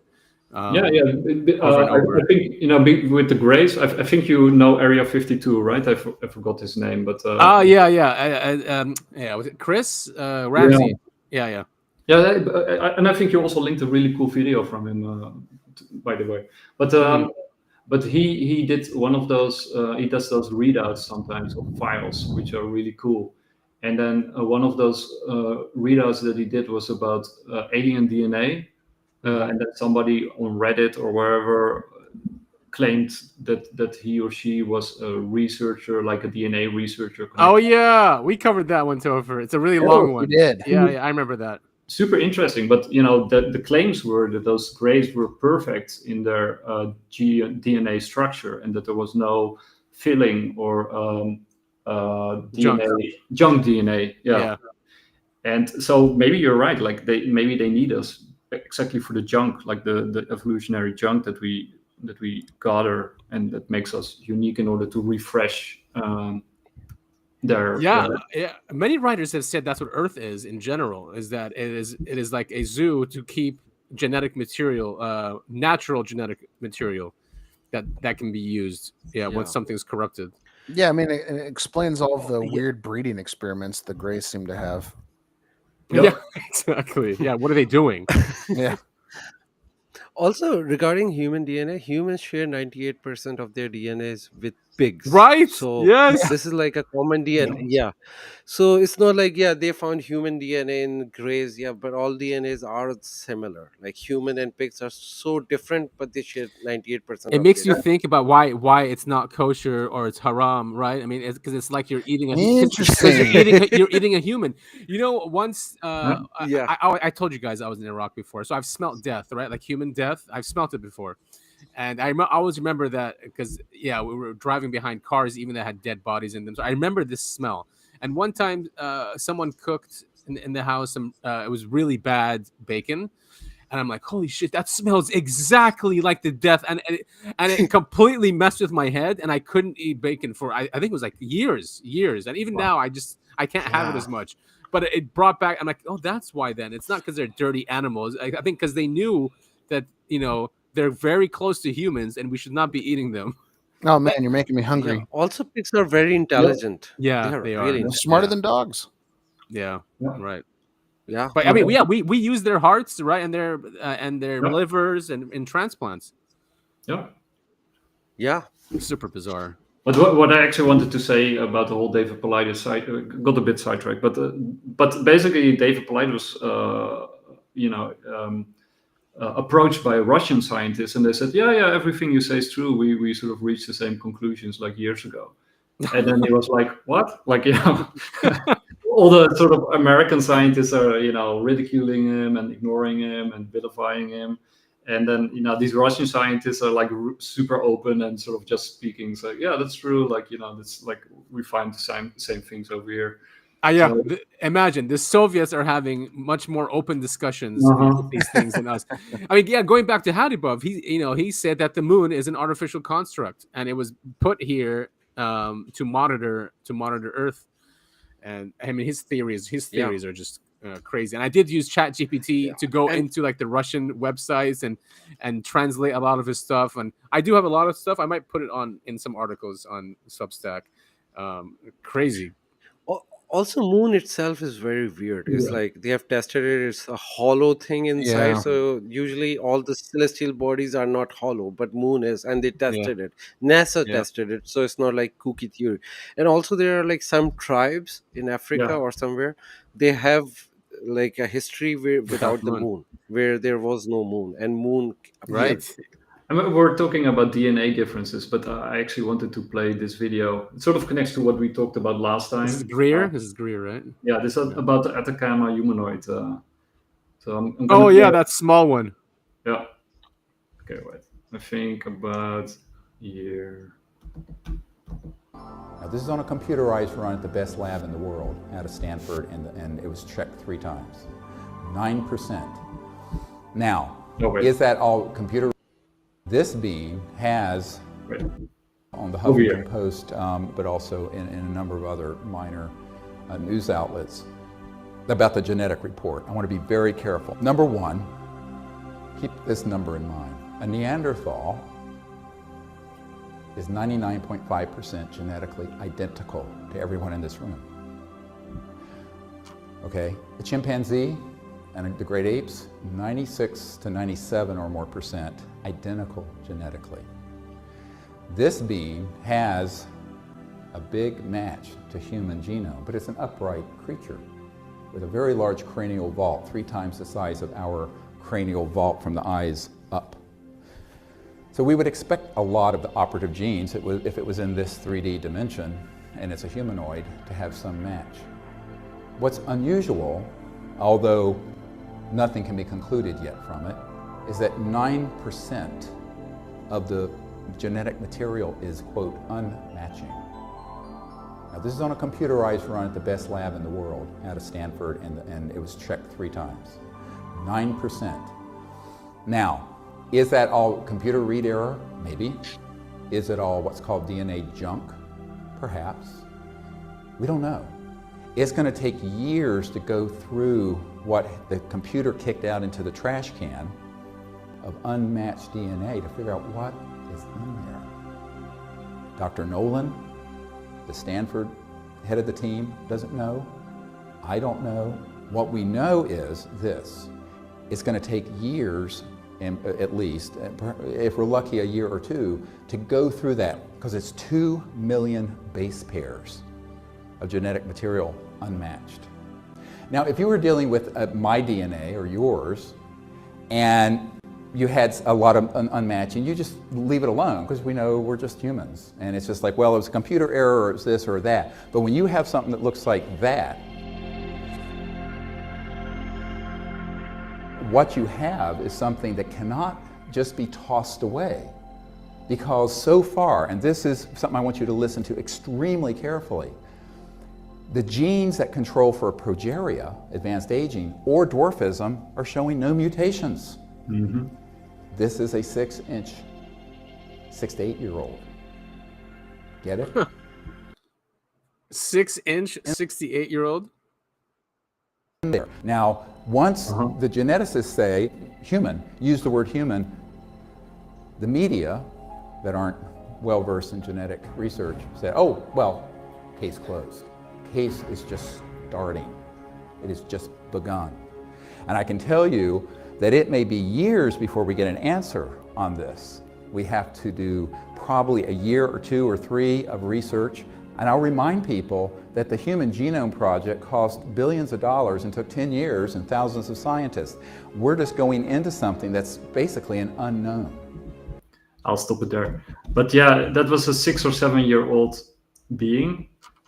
And the media, like he rightly points out, and we talked about it last time in the show, on your show, that each time there's like a big revelation or something that could really shake people up, like, you know, the Peruvian mummies, or, you know, the thing with Eric Davis, or this one, that they have this sleight of hand that sort of tricks people, and then they tune out, like, you know, like because it's sort of, they said it's human, then people say, okay, it's human, like, you know, nothing to do here. It's Stephen Greer, right? And with the Peruvian mummies, you got this guy who puts some stuff together like a puppet, and then, you know, the media fixates on that, and then they say, oh, there's nothing, like it was just a puppet.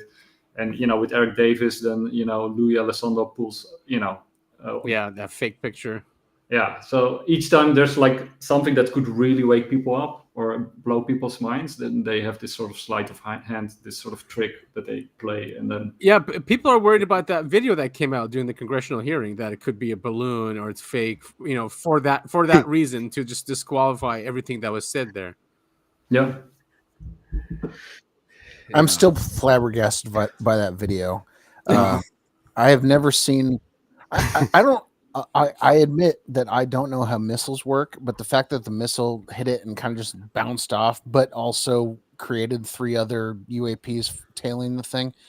Yeah, none of that video makes any sense to me. I mean, I think if it is a craft, then it's in a plasma shield, right? Those 3 objects were being protected in a plasma shield, like and the missile, right, and the missile punctured it somehow, and these 3 things came out. Yeah, but it didn't explode.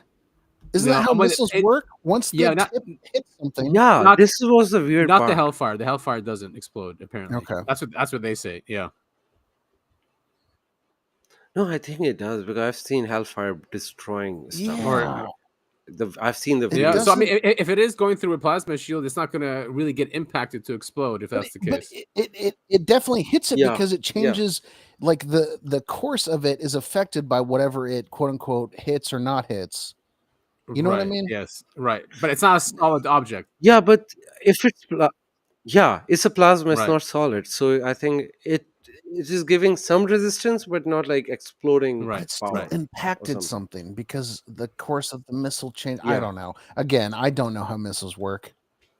But plasma is not solid, right? Oh, here it is. Yeah, Merrick, he's great.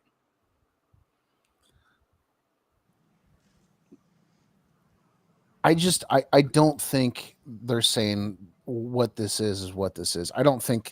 I don't know. I don't know what to think. I don't think this is a Hellfire missile hitting the thing. I don't think they. Leto thinks it's a balloon, and he's had over 2,000 hours, and it's just weird that he would say, and other people saying, "Oh, we don't get more of it." Now watch, it continues. It doesn't descend. Watch, he's gonna zoom out, and it continues. Oh no, where is it? But there it is. See, it continues. This is when it's like. You can still it's not see descending. it traveling. But this is the thing. the thing that makes the most sense to me in this video is the UAP. Like, I get it. Like, it spits out whatever the other three are. Like, for whatever reason in my mind, like, yeah, okay, that makes sense. I get that. What I don't get is the impacting missile, because it's plasma, whatever, sure, but look, it hits it and essentially bounces off. Do missiles bounce? Off. I mean, not. Nope. I mean, unless they're hitting some electromagnetic field, yeah. Other than that, it should explode. Right. There it is. Boom. Boink. Look at those three. And those three objects are exactly alike. It's not debris. Debris, which would be random, right? Just random parts. Those three objects are exactly alike. Yeah. Plus, if it was debris, it would fall, right? It wouldn't fly at the same speed in a formation following the main blob. And this is over Yemen, when we were bombing Yemen, and then Trump, abruptly goes, "All right, we're done." And it could be because these objects were around. They're like, "All right, let's get the hell out of here." It is possible. So I think I read this on Reddit or someplace else, but they think that the three ejectiles are the passengers that have been ejected for quote unquote safety reasons. Of course, that's all speculation, but that's what that comment that kind of stuck in my head. But I love how they follow them. Look at that. They hone in on them. But you also see, like what Tover says, you see the missile make this really strange wobble after it hits. It makes this wobble, and then it continues its trajectory. I wonder where the missile ended up. In Qatar. Yeah, there you go. In Qatar. Shit. That was better than my joke. I was going to say that missile went back in time and did 9/11. Close enough. Yeah, and speaking of, by the way, regarding Yemen, there's a religious aspect to it. Yeah. Like there's like not a prophecy, but like there's like a religious text that Yemen is protected by the angels, and there's like a whole prophecy. I don't want to go deep into it. A fire will come out of Yemen or something, right? Isn't there? No, the real the fire one is very weak, but the strong one is the people from Riyadh, the modern day Saudi Arabia, came to Prophet Muhammad and asked to pray for them, and he said, he prayed for Yemen instead of them. They asked 3 times and he kept praying just for Yemen, and after 3 times he said, like, you guys will the actual words are, the horn of the Satan will rise from Riyadh, and I still pray for Yemen to be protected. That's pretty hectic, man. So this is the real thing. So that just says, like, they at that time people were calling them angels, like protected by angels, or like in the whole religious mythology. But in real, it could be, and we don't even know what angels are, right? I mean, we know that look like. It could be. The angels follow God's instructions, and they have no free will, basically, right? Yeah, exactly. But I mean, that's what they teach us. And then and you can see recently Yemen has been attacked by last decade by Saudi Arabia, and like 52 countries were together with Saudi Arabia, and they attacked it, and they still lost. It's crazy, man. And then everyone is, and then now Israel bombing them, nothing can stop them. They are like very protective. And they keep bombing Israel. United States ran away for some reason. Yeah. I mean, they're doing something moral, right? They're the only ones trying to protect what's happening to the Palestinians. They're the only ones. Yeah. So it is strange. It is only strange. ones. I wonder. Yeah. And then it lead back to the same prophecy, like, why he prayed for them, and everybody's saying, like, that's why, because they are like the only moral That's crazy, people out dude. there. Wow. I love how like religion just comes in with everything that's happening, or prophecy. It's weird. Yeah, but also religion will come more when they build the third temple, and they will destroy. They will not destroy, completely destroy, but they will attack and destroy parts of Mecca. They want Mecca. There's rabbis who said that Mecca and Medina is theirs, and and the prophecy is just before Jesus arrived, the Mecca and Medina will be destroyed. Holy shit! And then better get good with Jesus, guys. Will come and rebuild it. Yeah. But maybe it has to do with the stone, right? The Kaaba in Mecca, right? And there's that, yes. Stone is not that important, by the way. This is the Yeah, tell us, misconception. what is that? Kaaba has been destroyed, by the way, 12 times. Yeah, I've read that too, yeah. And rebuilt. So stone itself is not that important. What is and that stone? the current figure, the cube, is not even the real shape. But didn't that of stone come from space or something, or some angel brought it, or what's the thing? There's like a chunk of it is like placed on the whole thing, that cube. There's like a small part of it. You see, cornerstone. It's covered by. It's not even the cornerstone. You'll see a silver shelf on the corner, and there are like multiple chunks of the stone. But it came with Adam. It didn't came with Prophet Muhammad or Prophet Abraham. Right. Yes. Yeah. So it was a sign Abraham from built God. it. According. Yeah. No, go ahead. It was that stone was the sign to humanity after the first sin in Islamic. So in Christianity, the sin was never forgiven. In Islam, it was forgiven, and that stone was the symbol that God forgiven. Oh, interesting! Wow, very cool. I never. And heard then that. Never it heard was led to Abraham. So the original Kaaba was built by Adam to By honor Adam, right. the forgiveness. Yeah, and then Abraham, and then it's there since Abraham, but it's been destroyed multiple times. And it's right, exactly. The building and, itself is not that important. Yeah, right. But It's just the weird that it's a prophecy- cube.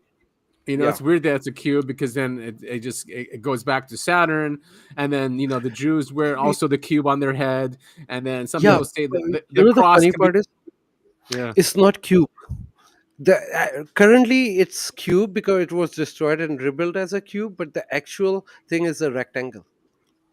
a rectangle. Huh. Okay, Yeah, like a room. so if anybody can open a photo, there is like an area which is curved. It's not even actually a rectangle because the cube, and then there is like an open area. So they didn't build over it because people can go and pray in that area. So, and it will feel like you prayed inside the Kaaba, but it's actually longer, like a rectangle, and the curve at one side. That's the real shape of it.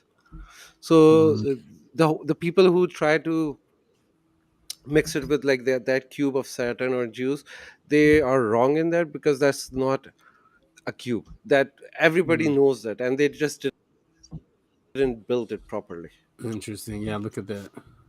And if you are a species that wants to control humanity and like their consciousness, you tell all humanity to focus their consciousness on one location. It's like directing it's like directing traffic, like internet traffic somewhere, and you can read what everyone's doing. It's kind of the same thing where if I was a species that wants to control humanity, I'd make them do that. Yeah. Also, open the fourth photo from the last the last one one, thing. if you can enlarge it. Yeah. No. Go. This is not even real. That thing right there. No, yeah. Fourth photo from the left side on the last row. On the last row. Okay. This one. Yeah. Yeah. Open it. Enlarge it. Yeah. Well. No. Okay. Second photo. First photo from the second row. Click on that. Yeah, it doesn't work. It just keeps digging in. Go back. Yeah. Okay. Fourth photo from on the last row. You mean this one? No. Go. No. Can you just search for it? Yeah, Okay, I'm gonna share because the video. if I click on it, it will go to another window anyway. So that doesn't work. So just send me the pictures. Yeah, because you know what you're looking for. I have no idea. And we can play this clip because that's really cool. It's actually one from Chris Ramsey. Oh yeah. It's a good that one. shouldn't be easy to fake in 2011.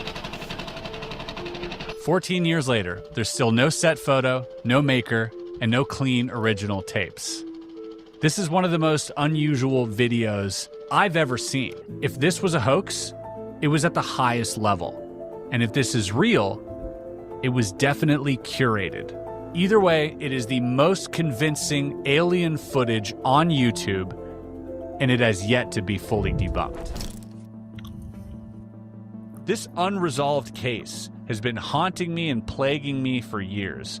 There's a massive debate online. Some people think it's clearly fake due to some of the things that they've added in post. And some people, especially the people that have looked further into this, have said, well, let's not jump the gun. Ivan tampered with the original footage by applying various effects, such as damaged film overlay, like this. So Brooklyn Robot on Reddit managed to track down the exact film damage overlay Ivan used. The Shutterstock and the Pond 5, it's exactly the same. You know, here are all the layers. This is so good. That is so cool that they went and did this. I love the internet for that. Today, this is really interesting because now that we have AI video, if I want to mask something to make sure that you don't think it's AI, I might do so by adding in film, you know, blurs and scratches and moire and all of these different tactics, maybe a shaky camera, so that you can't pinpoint whether or not I have 6 fingers on my hand. All the layers that are on the original footage, we can assume to be complete garbage, fake nonsense. I'm with you there. But what about the core? What about the video itself? What about the contents of the video? Are those fake? Well, this is where things get a little more interesting, and pardon the pun, becomes a bit of a gray area. This article written by Noah Raddick in July of 2024 says a skinny bob is not CGI, and by applying a technique known as ELA, this is able to show areas that were edited or inserted in post, such as face swapping, objects added, CGI effects, etc. The ELA has some slight outlines, but not enough to prove it was modified. Only a part of his body is outlined with some noise, and not the rest. It's indicative that Skinny Bob has not been modified at all. Folks, are we looking at a real alien here? It's kind of insane. It's kind of intense. But that's what we might be dealing with. Freeze this frame. Yeah, I mean, we did a deep dive. I think episode 19 or something. I mean, we to it. Yeah. I mean, I think we said that it's either real or that the NSA or someone higher level up faked it. I remember this episode really well. We did, in fact, do a deep dive on Skinny Bob. My conclusion by the end of it was that the footage is fake, but based on real footage. You know, when this footage originally came out, I think 2011. Was it? Right? No, it's 97 or something. Yeah. 97, really? Yeah. Wait, YouTube came out in 2004. No, the video actually. It was uploaded in 2011 on YouTube, but the video was out on VHS. Oh, no shit. 97, 98. All right. Well, that changes a lot. I mean, I to me, this screams like experimental early CGI. I think I don't think the footage that the U.S. public or the world public sees is real. I think it's based on real footage, and I think it was used as kind of a testing. How do I say this? It was used as a test to see how people would react if this was in fact real. Does that make sense? Yeah, I mean, even Chris Ramsey says it at the top. He goes, either it was a hoax at the highest level, or it's real, right? And because it just takes so much money to do what they did. I mean, the details in there are incredible when we went through it. I mean, they had stuff from the 1940s, these medical things. You know, they were measuring like his height. That thing was exactly from the time frame that's supposed to be from. You know, other medical things that are on the trays as well. I mean, there's a site, I think it's called skinnybob.net. They went through everything. I mean, it's really hard to say that it's CGI. You know, it just doesn't work. And it also looks a lot like the Atacama alien, right? Yeah, right. Or humanoid. Yeah. No, but all gray aliens look like. Yeah, I mean, if something's going to be walking and talking, it's going to be humanoid. But I mean, man, that's the thing that gets me is that every time all these, you know, footages come out about the Greys, man, what's the guy? He saw the spaceship in the woods and he killed one of them and he has him in a tarp like in his house. That's also that guy. I'm exactly. His name. Yeah, bald head, glasses. Yes, every time all of these people come forward with these videos about the Greys, they don't all look the same. Like the one I was just mentioning, all his grays had very small slitted eyes, like they don't look like Skinny Bob. No, It's they're just, right. They're all unique. Every time Yeah. one comes out, it's different. Yeah. Like we have a general idea of what the grays look like: short, big heads, big eyes, gray skin. But they Long never. arms. All the videos that come out, they never all look alike. Right. Yeah. But I mean, maybe these guys, that's the psyop, right? Like, maybe we're getting flooded with these videos to make us question, about the grays. I don't know. Nick, did I send you that new? Did I send you that Go ahead. new leaked footage from Roswell, the the National Archives? Yeah, Well, I'll click this one away. This one is actually the one from. Oh yeah. So wait, Topher, this looks like that guy you were talking about with the small slit eyes. And this actually was a post on Reddit. So that guy that I was talking about, he said the aliens all had 5 fingers. The Pterodactyls or 3 from Brazil, they only have 3 fingers. So once again, we're at this point where it's like we have a similar structure, but it's not quite the same. Right. Yeah. And how do we know that they all have 5 fingers? That's like a very weird assumption. Like, have you seen all the aliens on this universe to come to this conclusion that that's exactly my point. Why are some people reporting 3 fingers? Why are some people who have video evidence, that are saying, oh, they had 5 fingers, even 6? But I think also, right? Fingers, yeah. Why do like we say, like we don't really know what they are, like the mantids, the reptilians, and the grays and whatever.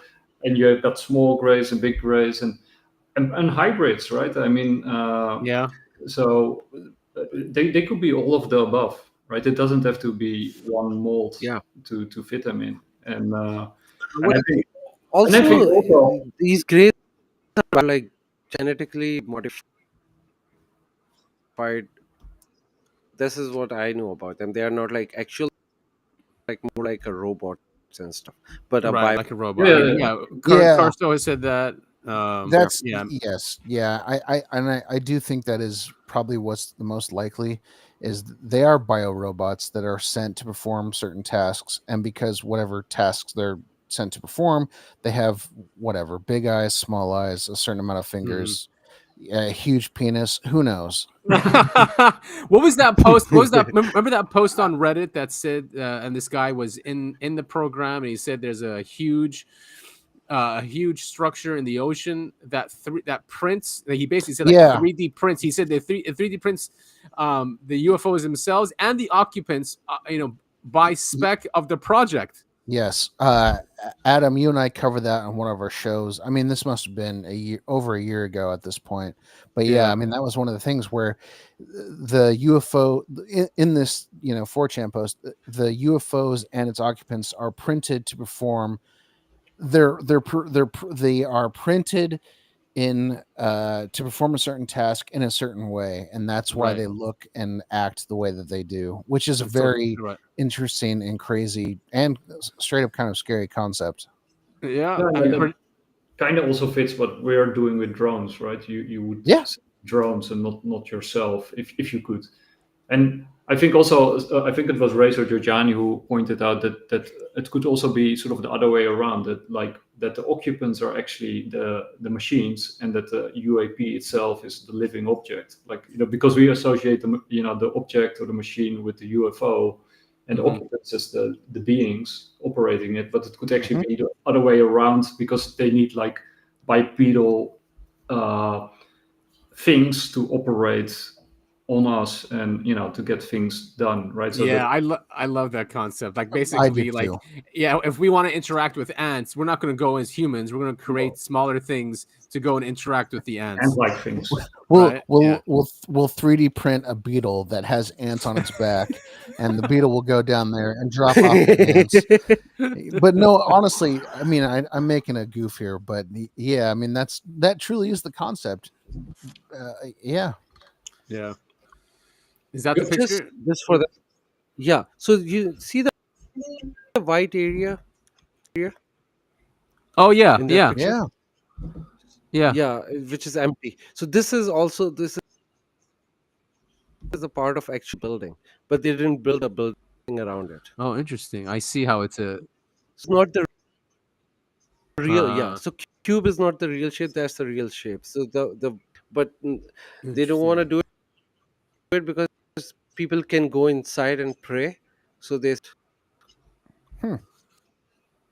So this 12 times and Right. recreated. That's why there are always different. Yeah, Interesting. that was just the point. And now, so calling it a cube is like the whole theory around it is a wrong theory. I'm gonna now go to the Roswell archive.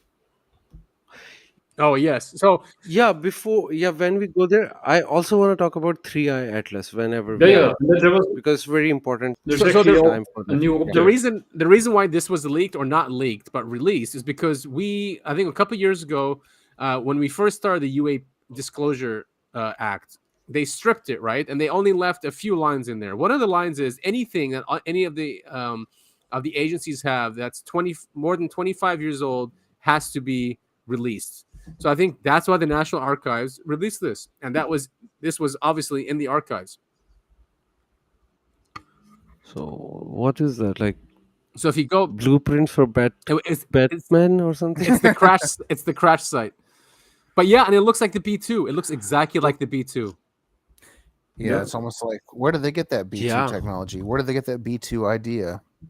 Yeah, if you scroll down, I think someone found an alien on there too, right? Yeah, maybe this one. Okay, so Adam, you sent that to me earlier this week, and I kind of do think it's one of those periodola things where people are looking at pixels of a picture again that was taken 70, 80 years ago.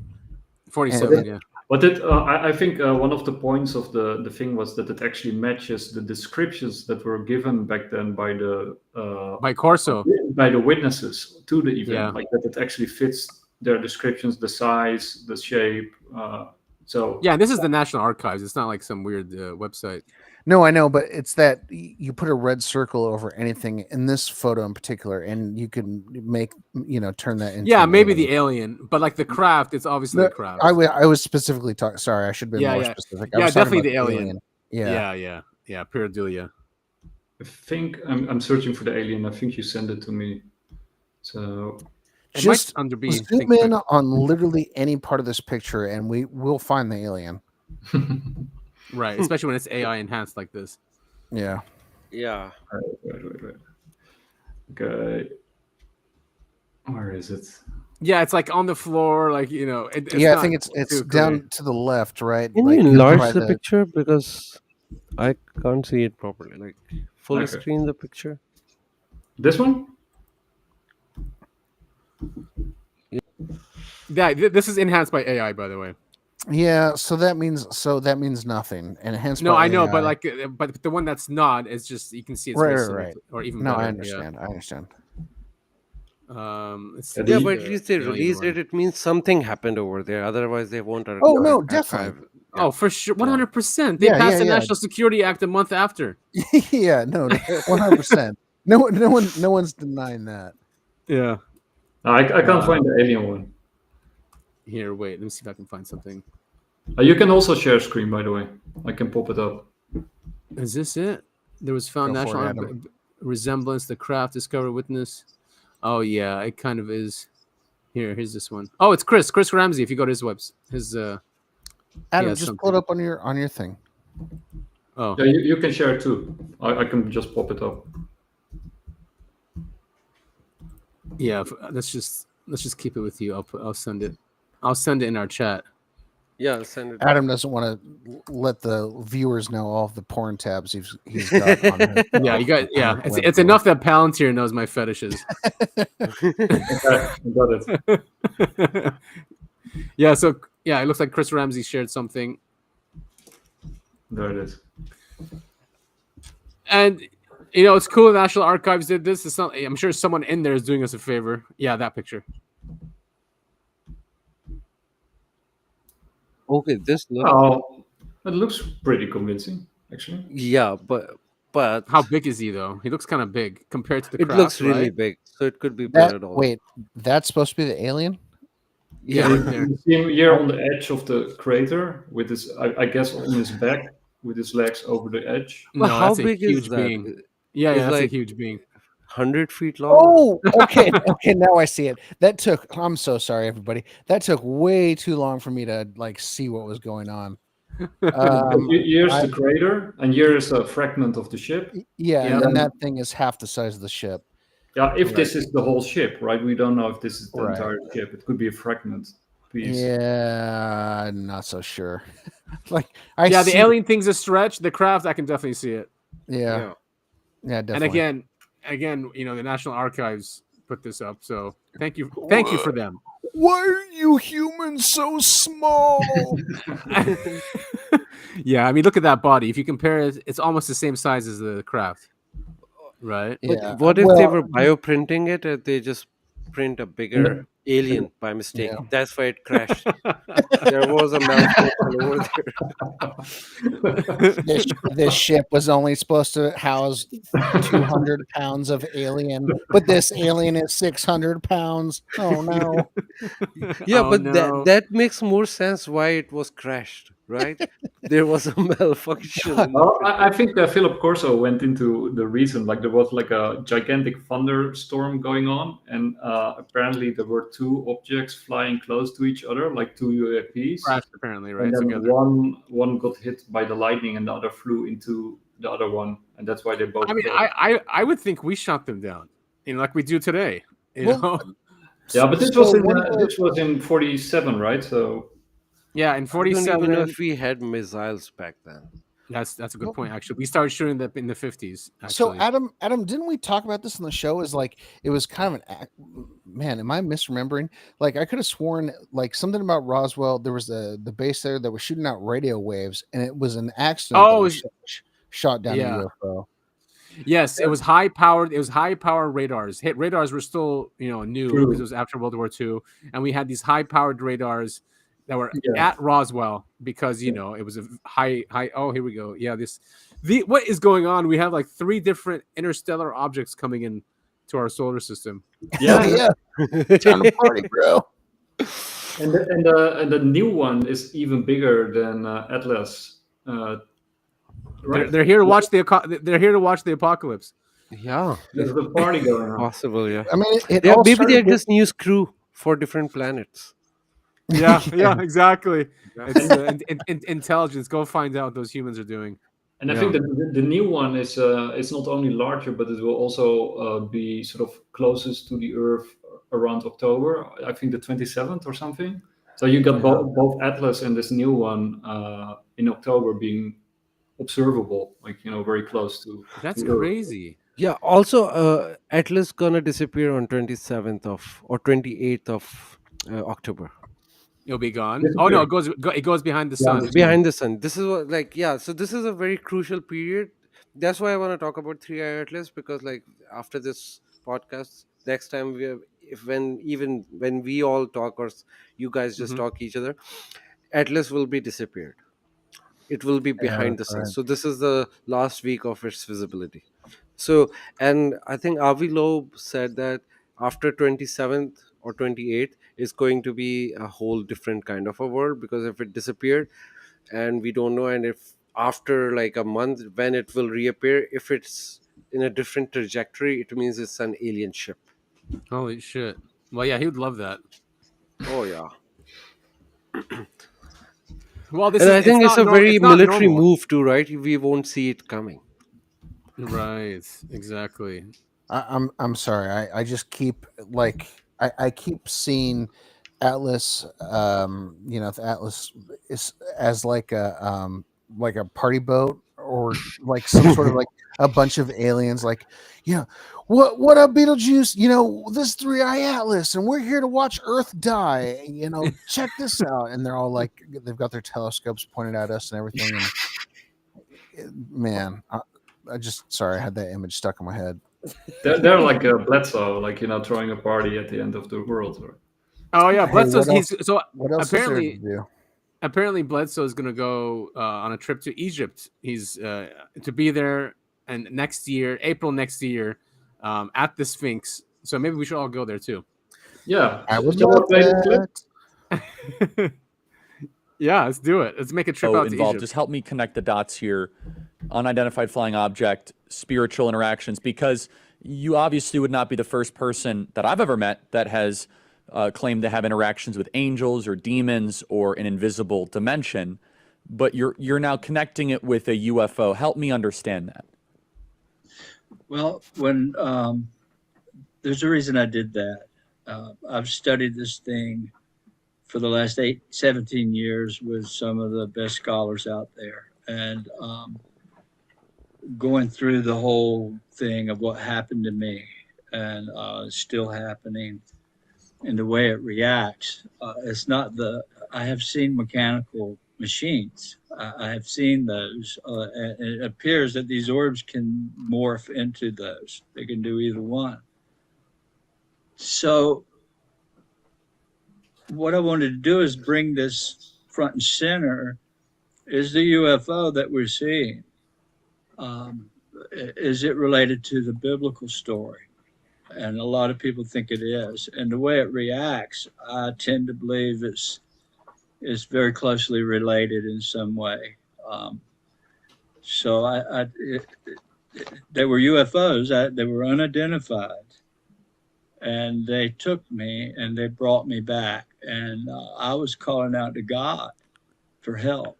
And so that's the confusing thing. It responded in that manner to me, but it was unidentified. So it's I think the title's fitting, and I think there's going to be there's a need for a whole lot more study here to see what it is that we're dealing with. I can tell you this: I get thousands of emails, probably 5,000 this month, and everybody wants to tell me their story. And the majority of the people that write me tell me, 99% tell me that when they started seeing lights in the sky, it was because of a trauma, a loved one passing away, mother, dad, child, and a whole lot more. So somehow or another is tied, Charlie, and I think it's going to take a lot more work to find out. So I just wanted to stop it here, but so Sid and you, Adam, you both have seen UAPs or UFOs.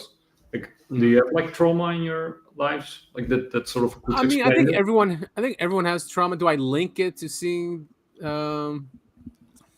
I mean, not with me, I guess. Mine have been because I've been at the right place at the right time. But usually there's a lot of trauma happening. Like, in Iraq for sure, there's a lot of trauma going on there, right?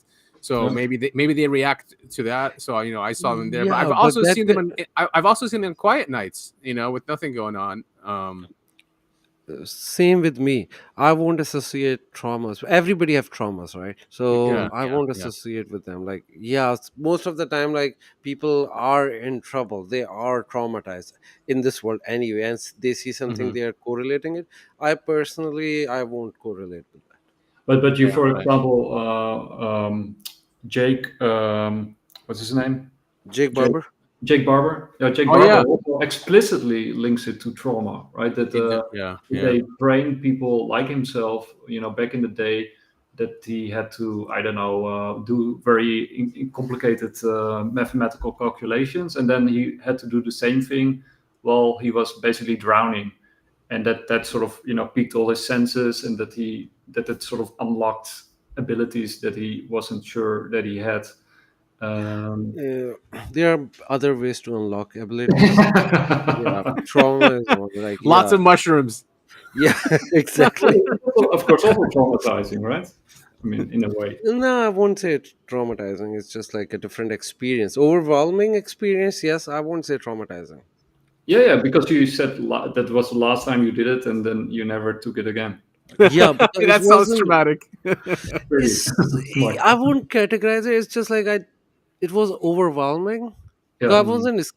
It was weird, but I won't say traumatizing. And it was just one, right? I have taken mushrooms for years, so like if I had like 50 experiences, one was too much, but other than that, it was fine.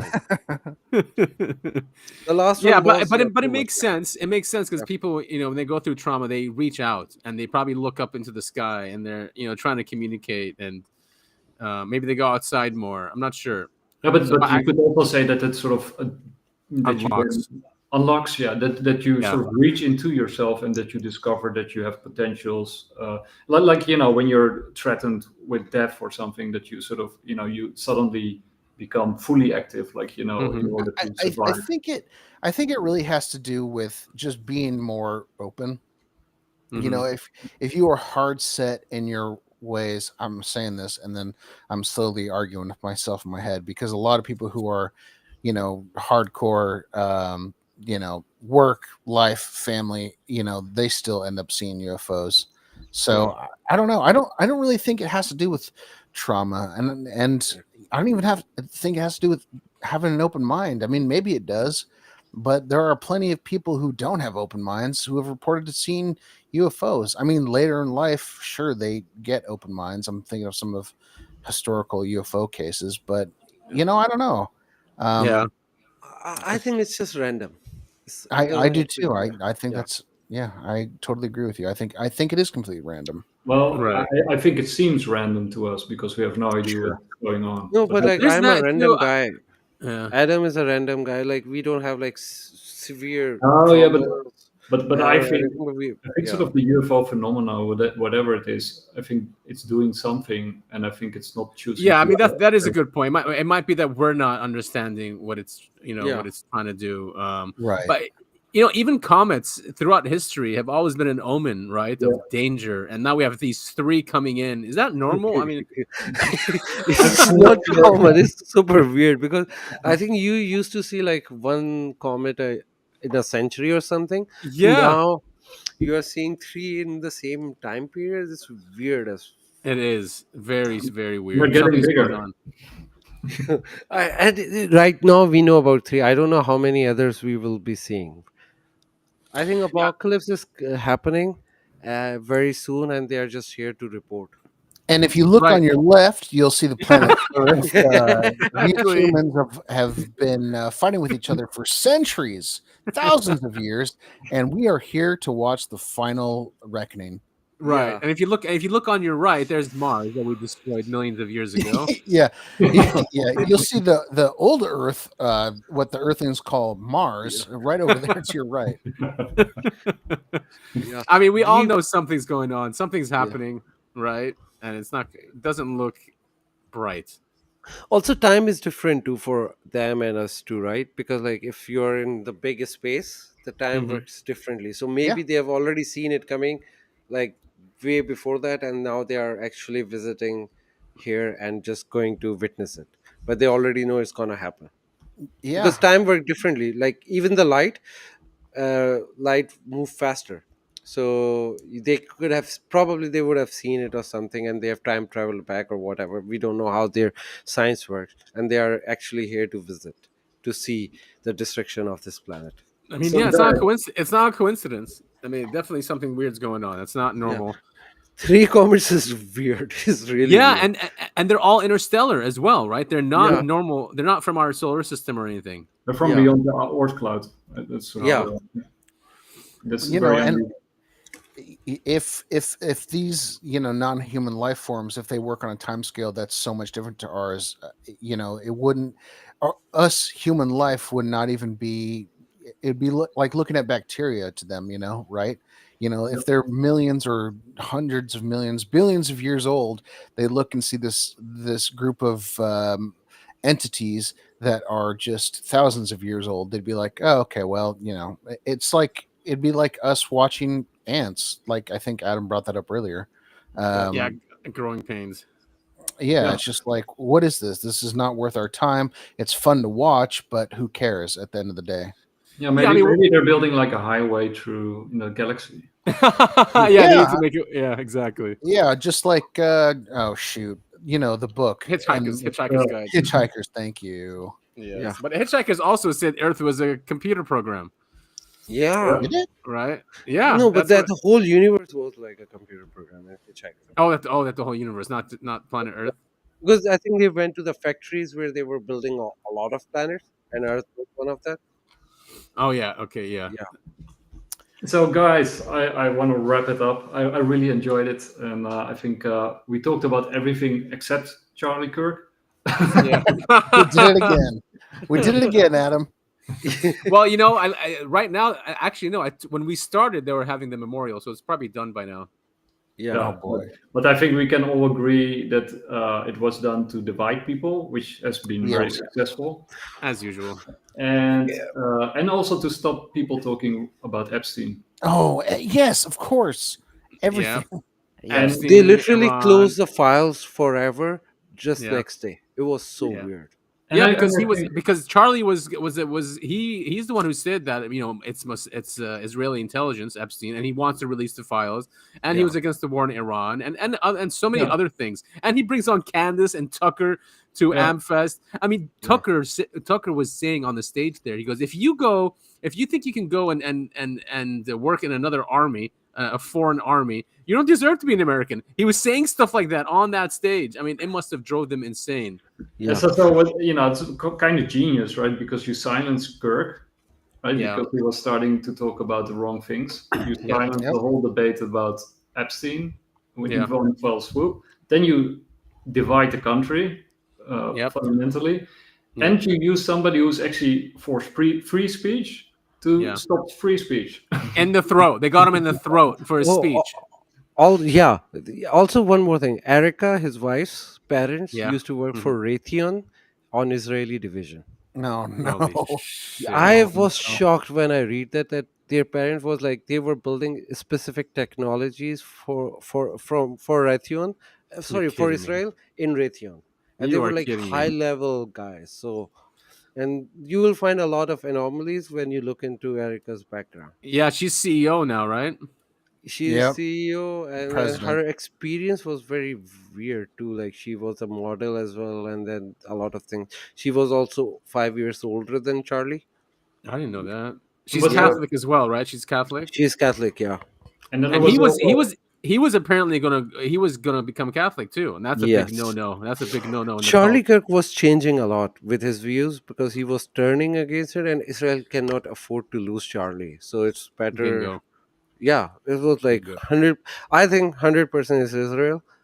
I'm not saying it's Netanyahu himself, but like Israel is a big entity. It's huge. I mean, AIPAC alone. I mean, they were going after AIPAC. They can't have that. I don't know. Also, it's so weird. Like Netanyahu is coming out of like 5 times and saying, "I didn't kill him."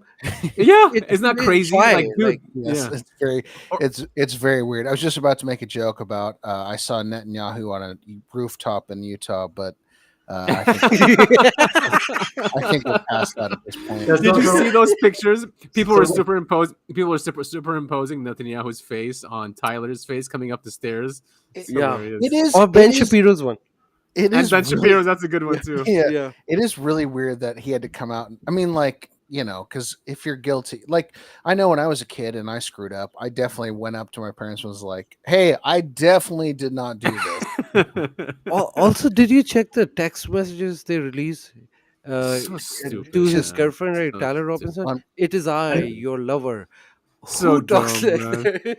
I'm gonna circle back to my vehicle. Like what? Yeah, it is written like out of touch politicians would write. Like as a 20-year-old. You know what I mean? I think he personally write that. Cash. And then they Cash. Yeah, probably Cash did it. Yeah, he probably talks to his Mossad girlfriend like, "It is I, your lover. Come to my arms." Yeah, see you in Valhalla, bitch. Yeah, see you in Valhalla. But it was clearly a deep state hit. For sure. And also the assassin. I mean, there's a lot of weird stuff around. He's a patsy, right? It's the same thing, like just like JFK. I mean, it's the exact same thing. And now we have another magic bullet. The magic bullet stopped in his bones. Come on, and a 30-06, no less. Which is, if anyone who knows anything about guns knows those things. Fought the evidence on Discord, and then they lost the what was the paper it was written on, but they used invasive. And he changed clothes during the whole project. A couple of times. He was wearing different when he was walking, and then he wear another thing. It's so weird. What's the newest thing about him showing up at Dairy Queen like 20 miles away or whatever? Yeah, is that a real image? Is that a real image or is it AI? A lot of people are saying it's real. A lot of people are saying it's not real, but looks real to me. Well, there you go. But also, I think sort of the greatest achievement of the CIA is making Americans believe in the lone wolf theory. Because everywhere else where somebody gets killed, the first thing people say is like the government or it's a coup or whatever. But only in America and Europe, they believe in single individuals that act on their own accord. Right? I mean, that's no such thing. Fantastic. Also, Tyler Robinson is not confessing to the crime. He was arrested, which is weird. Like the story, they said that he is surrendering, and if he surrendered, then why he's not confessing is weird. Exactly. And the bullet is so stupid. Like you can't have a magic bullet twice in 1 century. JFK and Charlie Kirk, impossible. But that's also right. If we see somebody get assassinated in another country, like in a third world country, the first thing we say it's like some kind of organization or the government. Exactly. Yeah. So then we don't believe in the lone wolf theory. It's only when it's And why do they blame people for questioning Israel? They literally assassinate people every single day in different countries, with the pagers. Look what they just try to do in Qatar. Just over and over. They have people on 60 Minutes saying, we write the script, we are the actors, the world is our stage. I mean, of course we're going to say it's you guys. Well, the reason people don't question Israel is because when they question them, they get black bagged. So I'm looking forward to seeing all of you guys, overseas in the gulags. In the gulags. Also, that's why actually Nick, I really like Nick Fuentes, but I think he's just doing this to save himself because he knows the way they attack Antifa, the next are groypers, and he want to save them. That's why he's just playing that. He's scared about. I don't think he's real. He genuinely feel that, but he's just trying to protect himself and his. Yeah, people. And he hates Candace and Tucker. Don't forget, right? They attacked him, so he still acts like a kid. Yeah, in that sense. But even Ashton, he's going strong against this, saying if anyone who's questioning this is a schizo, like easy there, man. You know what I mean? Like calm down. Alex Jones is coming out and commenting on random people's tweets that you need to take meds and stuff. Like, what's happening? There is a big cover up going on. Yeah, there is a cover up for sure. Yeah, and usually they use one distraction to take our eyes off something else that's happening. Also, there is another theory going on that the shot came from the back, and this is the exit wound, and the bullet was way smaller. I don't know, but this is a theory. Right? It's like the rocket that hit the UAP. It sort of bounced, wiggle. Well, a lot of drones were found as well. Did you guys see those images of drones all around the area? Yes. Yeah. Well, nobody spotted that. Going back. Also, one more thing. His security was Israeli. Charlie. Of course they were. The whole security was like Israeli the people were Israelis. So. And that Howard Zinn guy or whatever his name is. Multiple Zinn, the one who did the distraction. Zinn was also. Yeah. What the fuck? Yeah. He was there in 9/11 and the Boston bombing. Come on. Well, you've got tourists that like to go to, fun, buildings and stuff on Earth, and you've got tourists that like to go to assassinations and people dying. It's like the same thing. Yeah, exactly. Taking a vacation, they want a front row seat to an assassination. Sure, like all those boats. I really enjoyed it. Oh, by the way, Ben Shapiro's taking over. The next day, Ben Shapiro was on that channel, and now I think the rumors are he's taking. There is like a rumor that Erica is taking, but there is also another thing going on that Ben Shapiro's company is gonna take over, or at least buy some shares. Yeah, because they were going bankrupt, so this is a perfect gift for him, right? Mm-hmm. And but I think people will stop listening to. Yeah, hopefully they will. But just to go back to Nick, his account grew from 500,000 to like 900,000. Like he gained 400,000 followers after the assassination, right? So these are all Charlie's guys. Yes. So I'm thinking. I thought you were talking about my account. Oh no, sorry. No, Fuentes. Nick Fuentes. Nick for Yeah, but I think he doesn't want to radicalize them, and that's why he's taking this stance where he just wants to see more evidence. We're not going to see evidence, man. By the way, I listen to a lot of like people who were Charlie's friend. They all are saying it's Israel. So they are already radicalized. They are surprised actually why Nick is doing and it will be interesting, right? That is some good info, Sid. You guys heard it here first. It will be very interesting. Yeah, because I listen to a lot of Twitter spaces, and a lot of people who personally knows and hang out with Charlie Kirk. They were saying that it's Israel. Makes sense. And everything, the whole story doesn't make any sense. And he was turning against Israel. He actually, one day before that, he had a fight with the famous rabbi, right? Rabbi as well, but the one from the team from this famous billionaire Bill also Ackman put like 1 million. Ackman, Ackman's team. Yeah. So they also had a fight regarding Israel because he was, and with Ben Shapiro as well, he said something weird that Ben Shapiro's face expressions changed. So a lot of things were happening. Anyway, and they could not afford to lose Charlie Kirk. That was the last war. Yep. Otherwise, all of America will turn against it. They can't afford it. But they're turning anyway, right? They're turning more now. Yeah, exactly. It will be very interesting if they can keep the lid on all of this stuff, right, by doing such desperate actions. It doesn't matter. It won't stop because like JFK lid was on for a long time, but everybody believed what's actually happening behind. Same thing with 9/11, right? Yeah. With Epstein, right? They are keeping the lid on, but we all know what's. But I mean, sort of like they try to break the momentum, and I don't think they can break the momentum. No, I don't think. It's an act of desperation. Whatever they are doing, the opposite's happening. It's always backfiring them, and opposite, and like opposite outcome for them. So I don't think they have expected people turning against them, and then they turn against them. Yeah, that quickly, exactly, and that's why he's on the offensive. That's why Netanyahu is on these shows denying anything that Israel did it. Which, come on. Yeah. Also, I think Laura Loomer was also saying that something big is happening. I think they are trying to do another 9/11, and they are just. She said Al Qaeda. Yeah. But if you read the comments underneath, everyone knows she's full of shit and she's an operative. Everyone's like, But what I'm saying, if anything happened, it's 100% false flag to do another big war. Yeah, so just be careful. At least some people have to know so they can tell others, because other people are stupid. They will follow whatever the government is saying. So we need to I agree that this assassination was not big enough, right? That something bigger has to happen. Yeah, I think something big has to happen because it's not big enough. But they will do it. They want to divide. They want a civil war and the world war at the same time. Yeah, because even the civil war is not working. Like the right does want to fight against the left, and the government is pushing this, but a lot of people who are in the right and left are not buying it. Yeah, they know what's happening. It's weird that right and left are on the same page first time, at least on Israel. Yeah, exactly. Yeah. It's kind of refreshing, actually. Yeah. It is. Who knows, man? But they might want to just completely destroy the country then and reset it. Yeah, so that's why they're gonna do bigger false flag. This was like the beginning. I think it's something big gonna happen, and just be careful, everyone. Yeah, at least with the narrative. Yeah, don't fall for it.